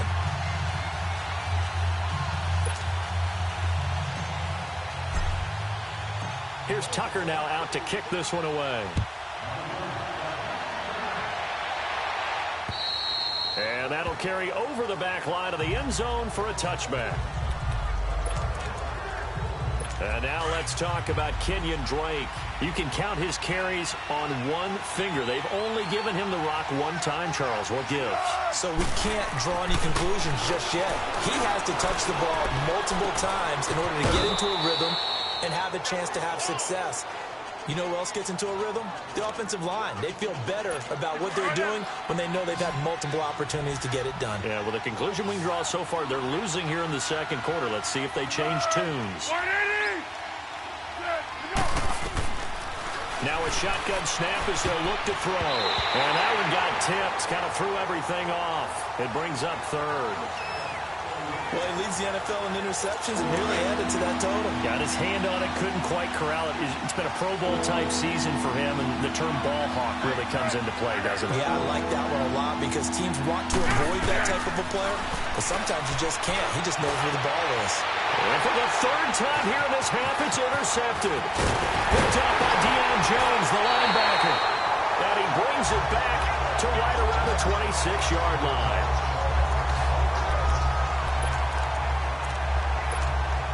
Here comes the Raven offense now, ready for another possession. It's a quick turnaround for them after the turnover, but the way they moved it on their last drive, they're probably eager to get right back at it. And you know me and you know my tendencies in this situation.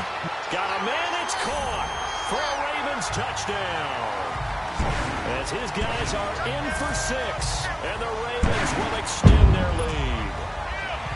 And, man, Charles, talk about zinging something in there. Those gloves, they help with one-handed catchers, the fun stuff. Any padding for a rocket like that? One would think so, but I'll guarantee you this. After that throw, his hands will hurt later. Not right now in the moment. He's just feeling good about catching it. Yeah, a little stinger, but a touchdown.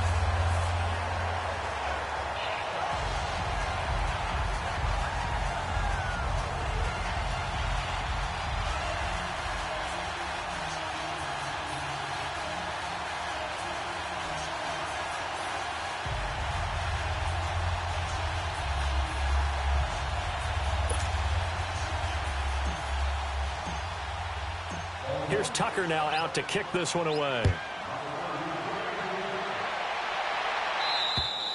And they will not get a chance to return this one as it's through the end zone for a touchback.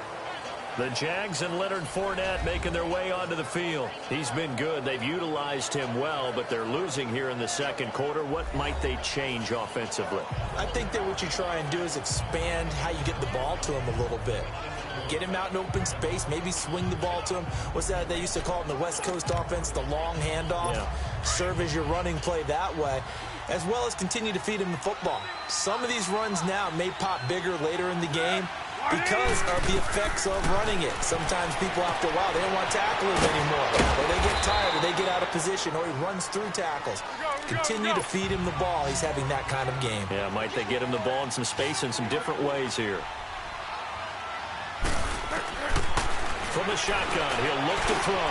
Now he'll dump it underneath to his running back, complete. And he gets this one just shy of the 40. They'll mark him down at the 39.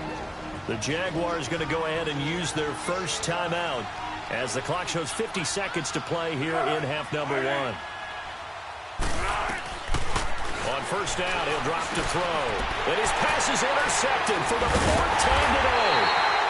Picked up by Deion Jones, the linebacker. And they'll take over inside the 45 at the 44-yard line. You hear me laughing, partner, and I'm not laughing at the situation. But sometimes you just get yourself into a rut. It's hard to shake yourself out of it. On first down, Mahomes. That's Samuel, caught left side. And this will get him all the way inside of Jacksonville's 10. They give him a gain of 38. A chance to really cap off a big first half here as they come up on 1st and goal. Looking to throw is Mahomes. He'll get 5 out of the scramble. It's 2nd down. The Ravens going to use the second of their timeouts as the clock will stop with 21 seconds to go here in the first half. 2nd and goal from the 1.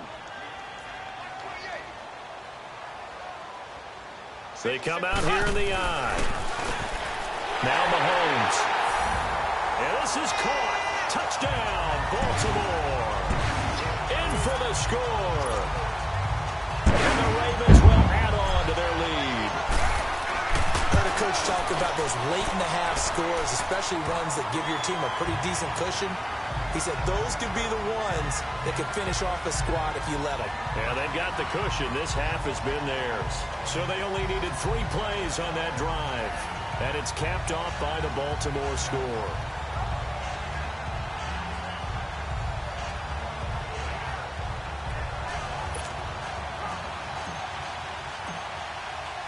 Here's Tucker now out to kick this one away. And this will not be returnable. It's out of the back of the end zone for a touchback. Out comes the Jacksonville offense as they get set to take over here. And with time quickly fading here in the second quarter, not sure how aggressively, offensively they want to play this. I think we'll find out just how much they trust their guys in this situation if they decide to take a shot. That's going to go as a loss of 2, and it'll be second down. And now we're going to get a timeout here called by the defense as they'll stop the clock with 12 seconds to go in this first half. First play of the drive goes the wrong way. Here's 2nd and 12.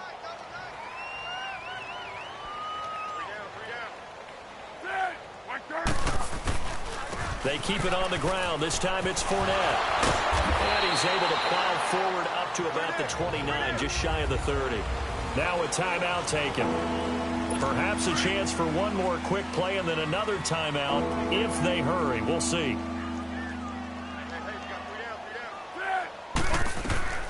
Foles. And the Raven pressure too much. Down he goes. So due to time constraints, we move you forward in today's broadcast to the beginning of the third quarter. The Ravens ready to receive it, and they've got the lead as well as we resume play in the second half. And this will be a touchback as that sails over the end line. Curtis Samuel and the rest of the offense heading back out there now. And now he's inching closer to a 200-yard game. He's been so solid. And he is really denting the pride of the guys playing defense, too, because there's certain barriers that you just don't want to give up. Never want to give up a 100-yard rusher. Well, this is taken in. It's complete. The 20, 10, and he's in for the score. And his spectacular season continues as he ties the NFL touchdown record. He is phenomenal. And I think I saw that right. You tell me if I'm wrong. That was just a fly route, just to go. He went. Sometimes speed, just pure speed, is going to win. I don't care how athletic you are on the other side of the ball. When a guy's that fast and he can just take off, if the quarterback has time to throw the ball and release it when he wants to, that's the end result. Nothing you can do about that. He was just a better athlete on that play. And he'll get it up to about the 26-yard line just across the 25. Here comes the Jags offense now. Time for their first possession of half number 2. They're down in this game. A chance for the offense, though, to put something on the board, get some momentum here in half 2. Try and get things kick-started for them. And you know at the half, they discussed how they were going to get that. And he is going to be wrapped up and swung to the turf. Von Miller in there to get him. And that's sack number 18 for him on the year. Well, so much for setting the tone of the drive offensively. Giving up a big sack that loses that kind of yardage, not a great start. A handoff to Fournette. And nothing doing here as this time the run maybe gets him back to the line of scrimmage, but that's it. No gain on the play this time, and it'll be a 3rd and long situation coming up. I think what we just saw there, partner, was linebacking speed that can trump O-line power. We see that at times because he filled the gap before the offensive lineman could get to him. And now here is another interception. Picked up by Deion Jones, the linebacker. And this return is going to be halted right around the 28-yard line. And we now have a new single-game interception king, a record-breaking 5th pick there. If that's not the true definition of a ball hawk, I don't know what is. That is absolutely phenomenal. What comes to mind quickly, partner, is one of the more recent ones to get to 4, D'Angelo Hall. a terrific player in his own right, but in this case, 5. That sets a brand-new NFL record. Now a throw to the end zone on first down, but it winds up incomplete. So now they'll come up on 2nd and 10, once again from the 28. Mahomes will try again on 2nd down. He's going to let it go deep, and that is caught. And the record is his. It's a touchdown. And it was a tight window. He knew he had to rocket that thing in there. He got it done. And when you're able to complete one like that, your confidence has to just go sky high. You just mentioned it. Tight window, zings it in there despite excellent coverage. Result, touchdown. Tucker with the extra point, and the lead will swell by 1 more.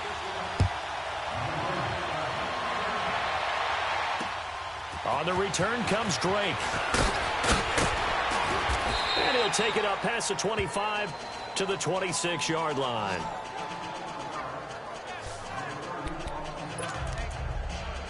And out now comes Jacksonville as they get ready to go. They have been struggling. I would imagine at halftime they went through some possible changes. Well, those changes aren't working, so now where do you go? I think that now it's much more in their head. And what I mean by that is just what you said. You've gone over the changes. I bet they were pretty clinical at the half, not too emotional. They might need to go to the emotional side because you've got to find something, some spark somewhere. And so far, just being calm hasn't exactly worked. They need any spark at this point. And that one blown up quickly as he's going to be stopped before he could even get started. I know when I was a kid, I always got real excited when I saw those lateral-type runs. But the best backs that made it happen, they put a foot in the ground and just go. That didn't happen there. That play got swallowed up. And this is going to be incomplete. When I watched that play, I thought about what my coaches had told me in the past. The biggest teaching point, get your head around. Locate the football so you can make a play on it while it's in the air. That's exactly what he did there. That was nice. He steps into this one, and this is a rocket. And this one hits at the 3 and then bounds into the end zone for a touchback. Curtis Samuel and the rest of the offense heading back out there now. A monster game so far, 3rd quarter. He is lighting up the stat sheet. And so many times when you see these types of games, you hear about the quarterback, or we talk about the quarterback throwing guys open, putting it in the... He's got a man, complete. And he'll be taken down, but not before they work it across midfield. An excellent pickup of 34 yards. Mahomes now on first down. Taking a shot for Samuel. This is caught inside the 15. A very nice pickup of 33 yards. That's a big-time pitch and catch right there. And, partner, I remember the days when quarterbacks would try this. They were holding their breath. But nowadays, they're counting on their receiver to be just a little bit better than the defensive back when it's one-on-one and the ball's in the air like that. The improv on the scramble there gets him 6, and it'll be 2nd down. And now it looks like they're going to be in the hurry-up.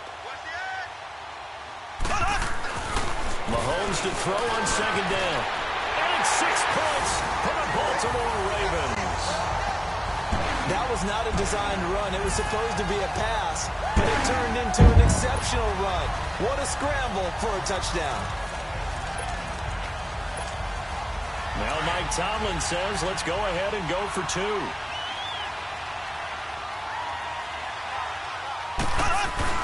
Here's Mahomes to throw, and this is going to be caught.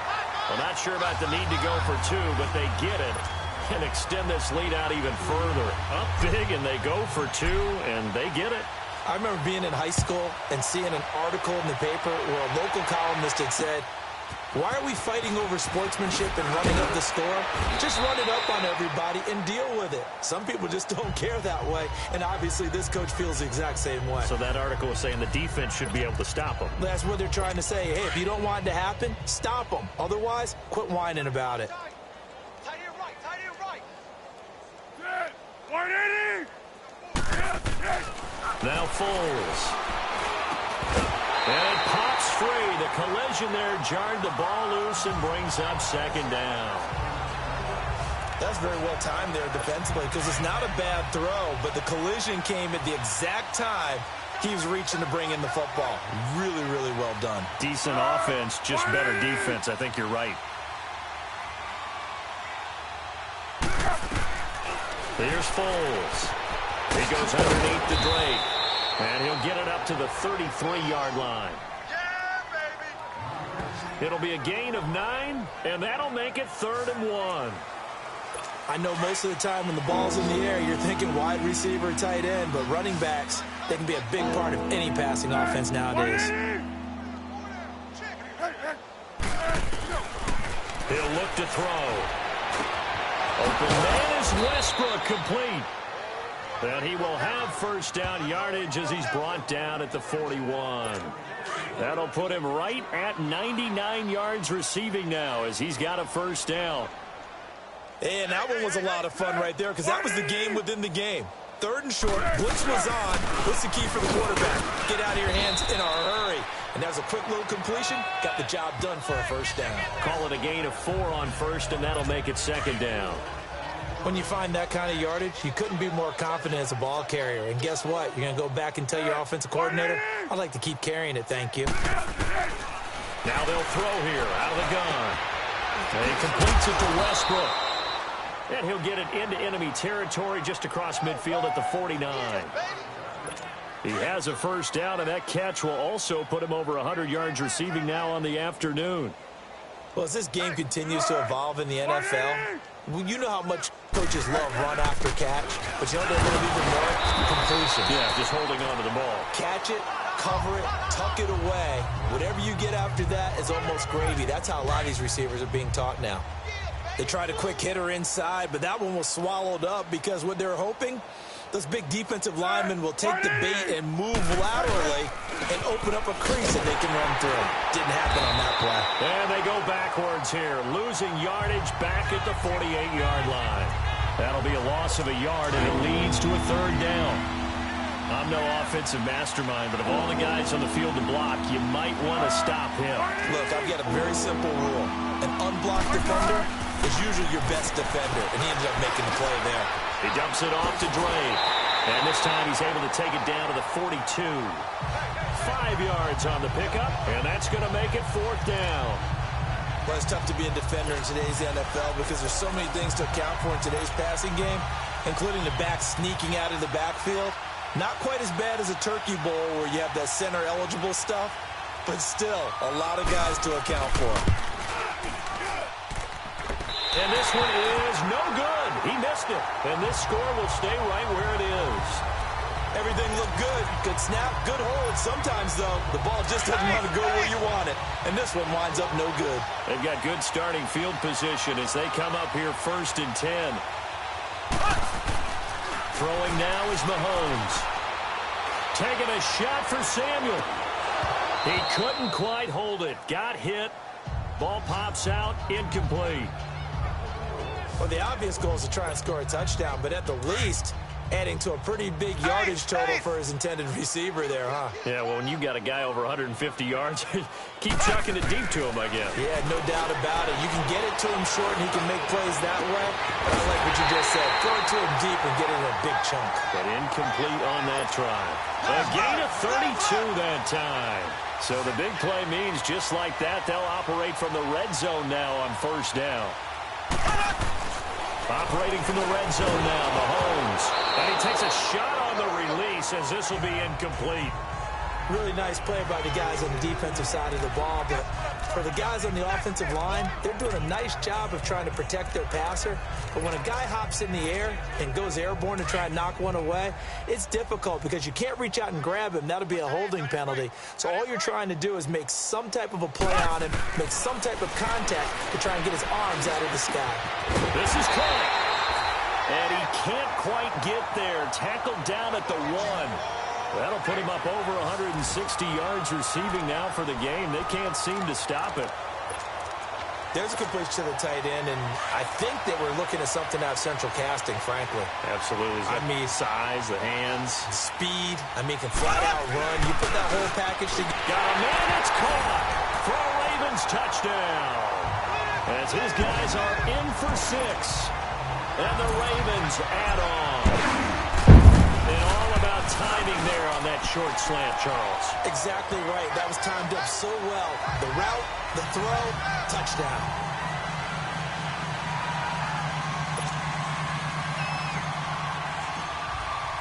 Here's Tucker now out to kick this one away. On the return comes Drake. And he'll take it past the 25 and up to the 28-yard line.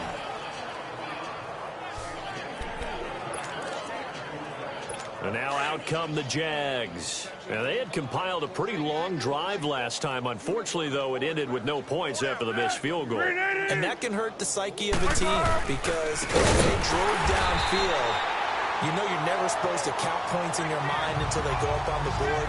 Well, let's face it, we've been there. We've seen teams before. They were counting on those points. They didn't get them. Can they come back now, start over again, and grind it out? Anytime you call an inside running play, you just know there should be a lot of congestion there. You're counting on your offensive line to take control of the line of scrimmage. That didn't happen in this case, and that play got bottled up. That'll go as a loss of 5. And they're going to face an uphill battle here on 3rd and long. All right, Brandon, you know me as well as anyone. You know I don't usually advocate abandoning things during a game. But here we are in the second half. I think it's time to change things up. Let the running game go a little bit. Let's get to the passing game, and if you still want to get in the hands of the runner, maybe you swing it to him through it. Back now in Baltimore.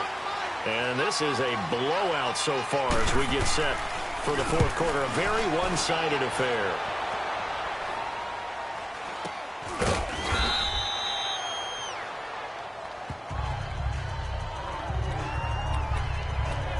Curtis Samuel and the rest of the offense heading back out there now. And I think we both agreed he could have a really good game with this matchup, but over 200 yards now. I don't think we saw it as that good.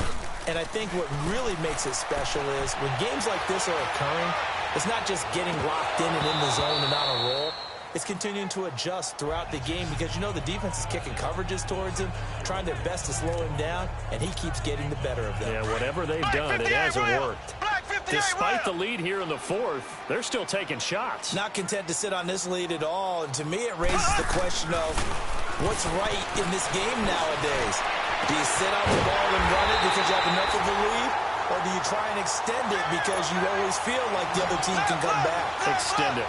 Have some fun. He got 29 yards that time. Mahomes now on 1st down. And he is into the end zone for a Baltimore touchdown. Calvin Ridley, 28 yards. And the Ravens continue to pour it on. And now we've hit that stage of the game, partner, where one of our predecessors, one of the great commentators of all time, he used to sing in this situation when this game appeared to be over. I know the fat lady's been singing for some time. No, not her at all. This is but one of our guys. She's singing too. Oh, she's on like the 5th tune. Yeah, she left Scales way behind, but he used to sing something about turning out the lights. The party was over. The Jags offense now gets set and heads back onto the field. These guys had to punt their last possession, and that's become too familiar of a refrain. Too many of these drives just wound up going nowhere. But you know how in baseball, when the pitcher gets a base hit and he's on base, they bring his jacket out to him to keep him warm? A lot of times the punter goes to the sideline, puts on sweatpants or a wrap over his leg to keep it warm. He might need a massage from the trainer right now from all the work he's getting. They'll try and start this drive in the air. Oh, strong running by Oliver. And this one will go to the 28-yard line. The completion good for 3, and it's 2nd down. I think it's okay there. They didn't get a whole lot on that play, but it's nice to have a safety valve that's built like this guy. Big target, guy you can spot pretty easily. Put it on him when your other targets aren't open. That's Njoku over the middle. And he'll be tackled right on the chalk of the 45. Jacksonville 1st down on a pickup of 17. And there they went crossing route against the zone defense. What do you think of that? Takes real coordination between the passer and the receiver because you've got to read those zones. And my goodness, another interception. Picked up by Jalen Ramsey. And he's just across midfield and down at the 49-yard line. What a nightmarish game. He's having now 6 interceptions that he has thrown. Absolutely unbelievable, isn't it? Hard to believe we're watching this and have seen it, but it just tells you about the game of football. It give it and it take it away. Yeah, the guys, though, that have thrown 6 interceptions in a game, the likes of Peyton Manning, Brett Favre, I think Joe Namath, he did it 3 times. That goes for a gain of 31. So the big play means just like that, they'll operate from the red zone now on first down. Inside the red zone here, they'll look to throw. Flushed out right. And this is caught. Touchdown, Baltimore. In for the score. And the Ravens turn that interception into a touchdown. There's no doubt in my mind. And do you hear that? Do you hear the... It's not scales, right? I don't hear scales. Do I actually hear a tune being warbled? I think the fat lady's humming. Yeah, she's doing more than humming. She's belting it out right now. She's going. She's full bore. Yeah, this thing is flat out finished.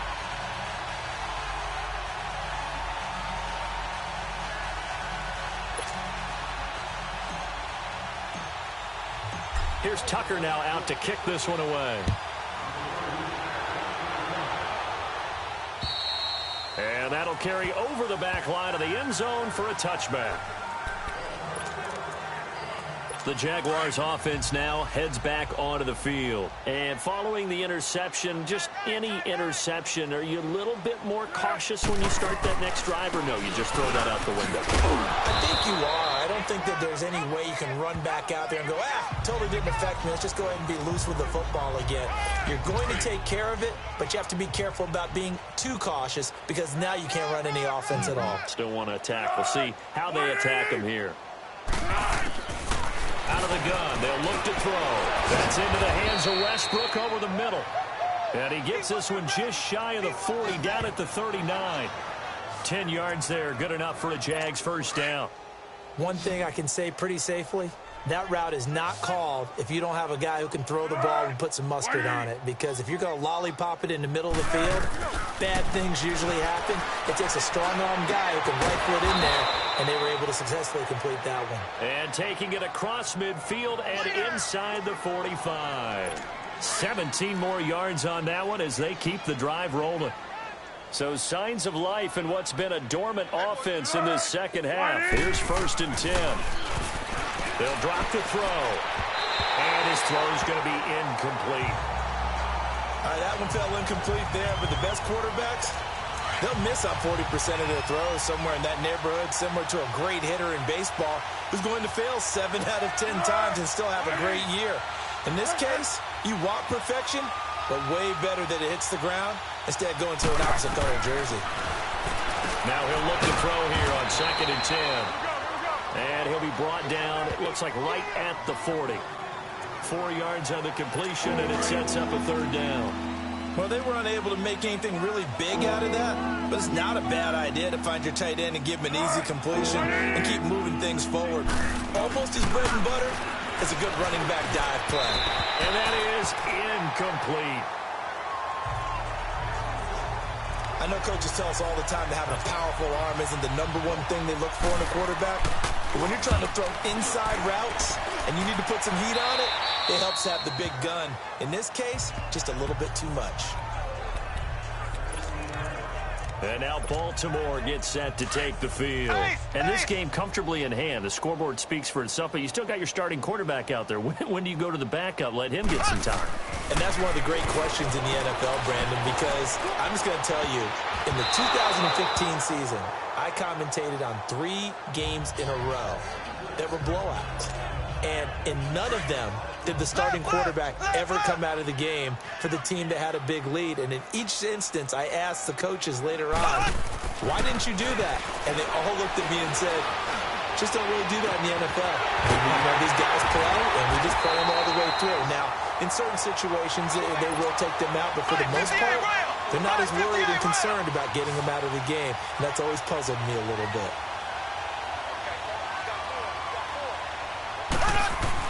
On 1st and 10, here's Mahomes. Taking a shot for Samuel. And that one falls incomplete. Looked like he might have had position there, but he couldn't hold on at 2nd down. Fair to say the secondary play, whichever side you're on, hasn't really been a glowing exhibition so far, but a nice job there to prevent a long completion. I agree with you, but at some point, someone had to make a play and try and stop this exhibition of almost speed racing that we've been watching, huh? Yeah, it has been quarterback and receiver dominated. And the hit jarred it loose. It's incomplete. Now a deep ball there on second down, but it'll wind up incomplete.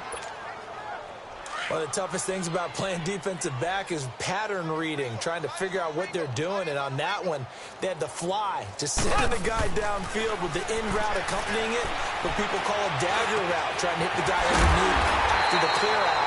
In this case, though, they're not able to get it done.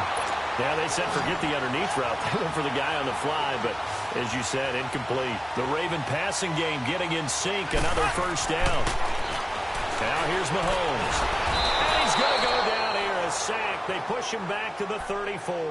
Jabal Sheard in there to drop him, and it'll be a loss of about 8. And plays like that really hurt play calling. They had a really nice gain on the previous play, but gave about half the yardage back on the sack. Excellent pressure up front. And the pressure gets to him again. Vic Beasley in there to drop him for his 5th sack of the year. And it has been a good game for them. They haven't been pressured very much today, but on back-to-back sacks, maybe the defense is starting to figure something out. Mahomes now to throw. He is going to find Hill here. And he will get into the end zone. It's another touchdown. This thing is ugly. And on that one, able to catch it, also able to have the wherewithal to take it in for the score. And how about the phases of a successful catch and a completion of a play? Look the ball in, secure the catch, and then, of course, the run after the catch that ends up in the end zone. Here's Tucker now out to kick this one away. And they will not get a chance to return this one as it's through the end zone for a touchback. And out now comes Jacksonville as they get ready to go. And with this deficit, you can't have too many more drives like the last drive where you had to punt it away. You know what I would tell my offense right here? The punter doesn't exist, guys. He doesn't even exist. He's not a team anymore. I just cut him. All right? So you've got to go out and create some offense for us here and give us some points. No way does that guy get on the field on this drive. Poor punter. Yeah, it wasn't his fault. But hey, listen, there's got to be casualties at times. We're trying to win a game. Back to throw now on 2nd and 10. He'll get this over to Westbrook. It's complete. And he's able to take this one up to the 35-yard line. They'll wind up getting 10 back as that sets him up for 3rd down. So it's Jaguar football here as we welcome you back. And let's see what they've come up with offensively after having time to talk it over. Foles. And unable to connect. If he had caught it, it would have been a first down. Instead, it's 4th. Didn't have a receiver open downfield, and as it turned out, couldn't even find his outlet man because of the coverage. It was way too tight, unable to find anyone open. That'll go in the books as just a 16-yard punt. And out will come the offense as they take over. And now here come the Ravens. They have the big lead here late. They protected their home turf well, didn't they? They certainly did, partner. And just think about how good that feels, because every team has a goal when they start the year to win at home. All right? And sometimes you don't win all of them. Man, it's caught at the 6-yard line. And they'll take it into the end zone for a Ravens touchdown. A big play there. 56 yards. And the Ravens add on. Still an important piece of business to take care of, the extra point. Tucker able to connect on the extra point, and that will extend this big lead. Here's Tucker now out to kick this one away. And this will not be returnable. It's out of the back of the end zone for a touchback. And out now comes Jacksonville as they get ready to go. They are just obviously getting shellacked here in this one, Charles. What's the message if you're a coach for this final drive in a lopsided game like this? For a lot of coaches, be honest. don't forget today. don't forget what has happened out here. Yeah, use that as ammo going forward. Exactly. Take a great look at that scoreboard. Realize how poorly everything went for us today. Coaching, playing, the whole deal. And never forget it, because you're not going to want that feeling. No, you don't want that feeling again. And who knows? You may meet up with this team again. Lee's got it over the middle. And he'll get it up near the 35, right at the 34 here. Give him 9 there on the first down completion. I always laugh when people say, what's the toughest route to defend? And I'm like, any of them, especially if it's a good receiver. That makes things very difficult. But when you're running a drag route, something short, shallow, going through defenders, using guys almost as screens in order to get open, that makes things tough for guys trying to get to the football. 8th catch for him now. He's been a big factor. And it's a first down. And the tight end is certainly a position built to move the chains because they can control space underneath. If they've got good hands, then, of course, they're a dynamic target. But one other thing is they're right in the sight lines of a quarterback on just about every play. And that makes it easier for the quarterback to pick him out and deliver. So much of this game is about leverage. We always talk about low man wins in the trenches.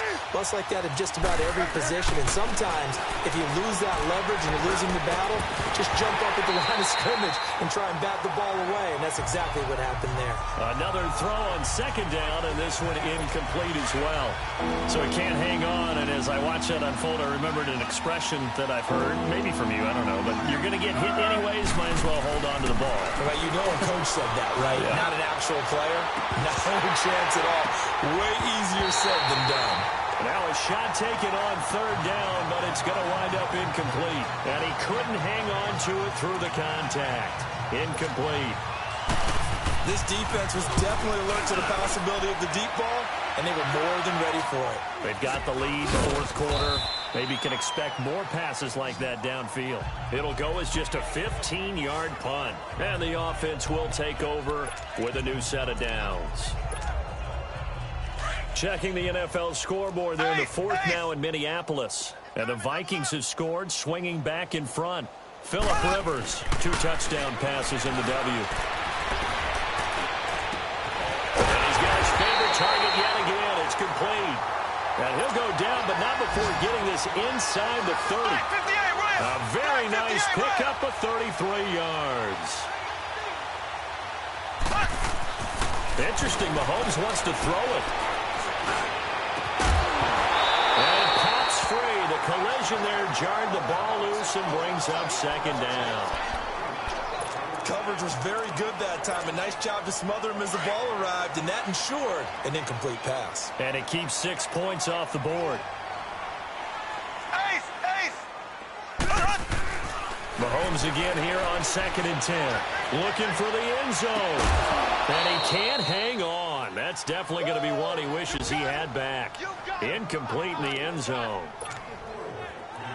I know you felt like saying touchdown there, didn't you, partner? That looked like a sure 6 points, but the contact jarred it free. Got his hands on it, could not hold on through the end of the play. And this will be caught. And the carnage continues. It's another touchdown. So a little icing on the cake there before the clock gets all zeros. What a way to finish things off. Exactly what you want. Not much time and a touchdown to put things away. Tucker with the extra point, and the lead will swell by 1 more.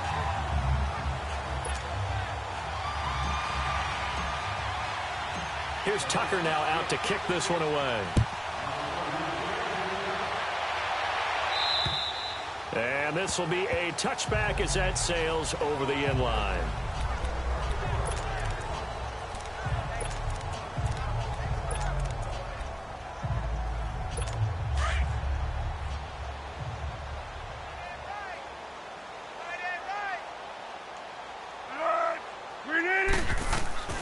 Now Foles. Oh, there's that man again. It's complete. And he's able to take this one up to the 35-yard line. 10 yards on the pickup there, and it'll be second down. A big offensive explosion help leading them to victory. And the defensive guys, they're just saying, hey, put those points up every week. We'll just keep winning. They will gratefully accept them, won't they? It makes their job that much easier when they're scoring that many points. Allows them to play with a totally different style and a different flow. So for the Ravens, they continue to keep pace for that first-round bye as they move to 11-1. And they will hit the road next week for a date with the Philadelphia Eagles. Meanwhile, for the Jaguars, the playoffs look to be out of reach now as they drop to 4-8. And they'll look to get back on the beam next week as they host the Pittsburgh Steelers. I'm Brandon Gaudin. Certainly have to thank Charles Davis, my broadcast partner, and our entire crew. We'll catch you next time right here. It's the NFL on EA Sports.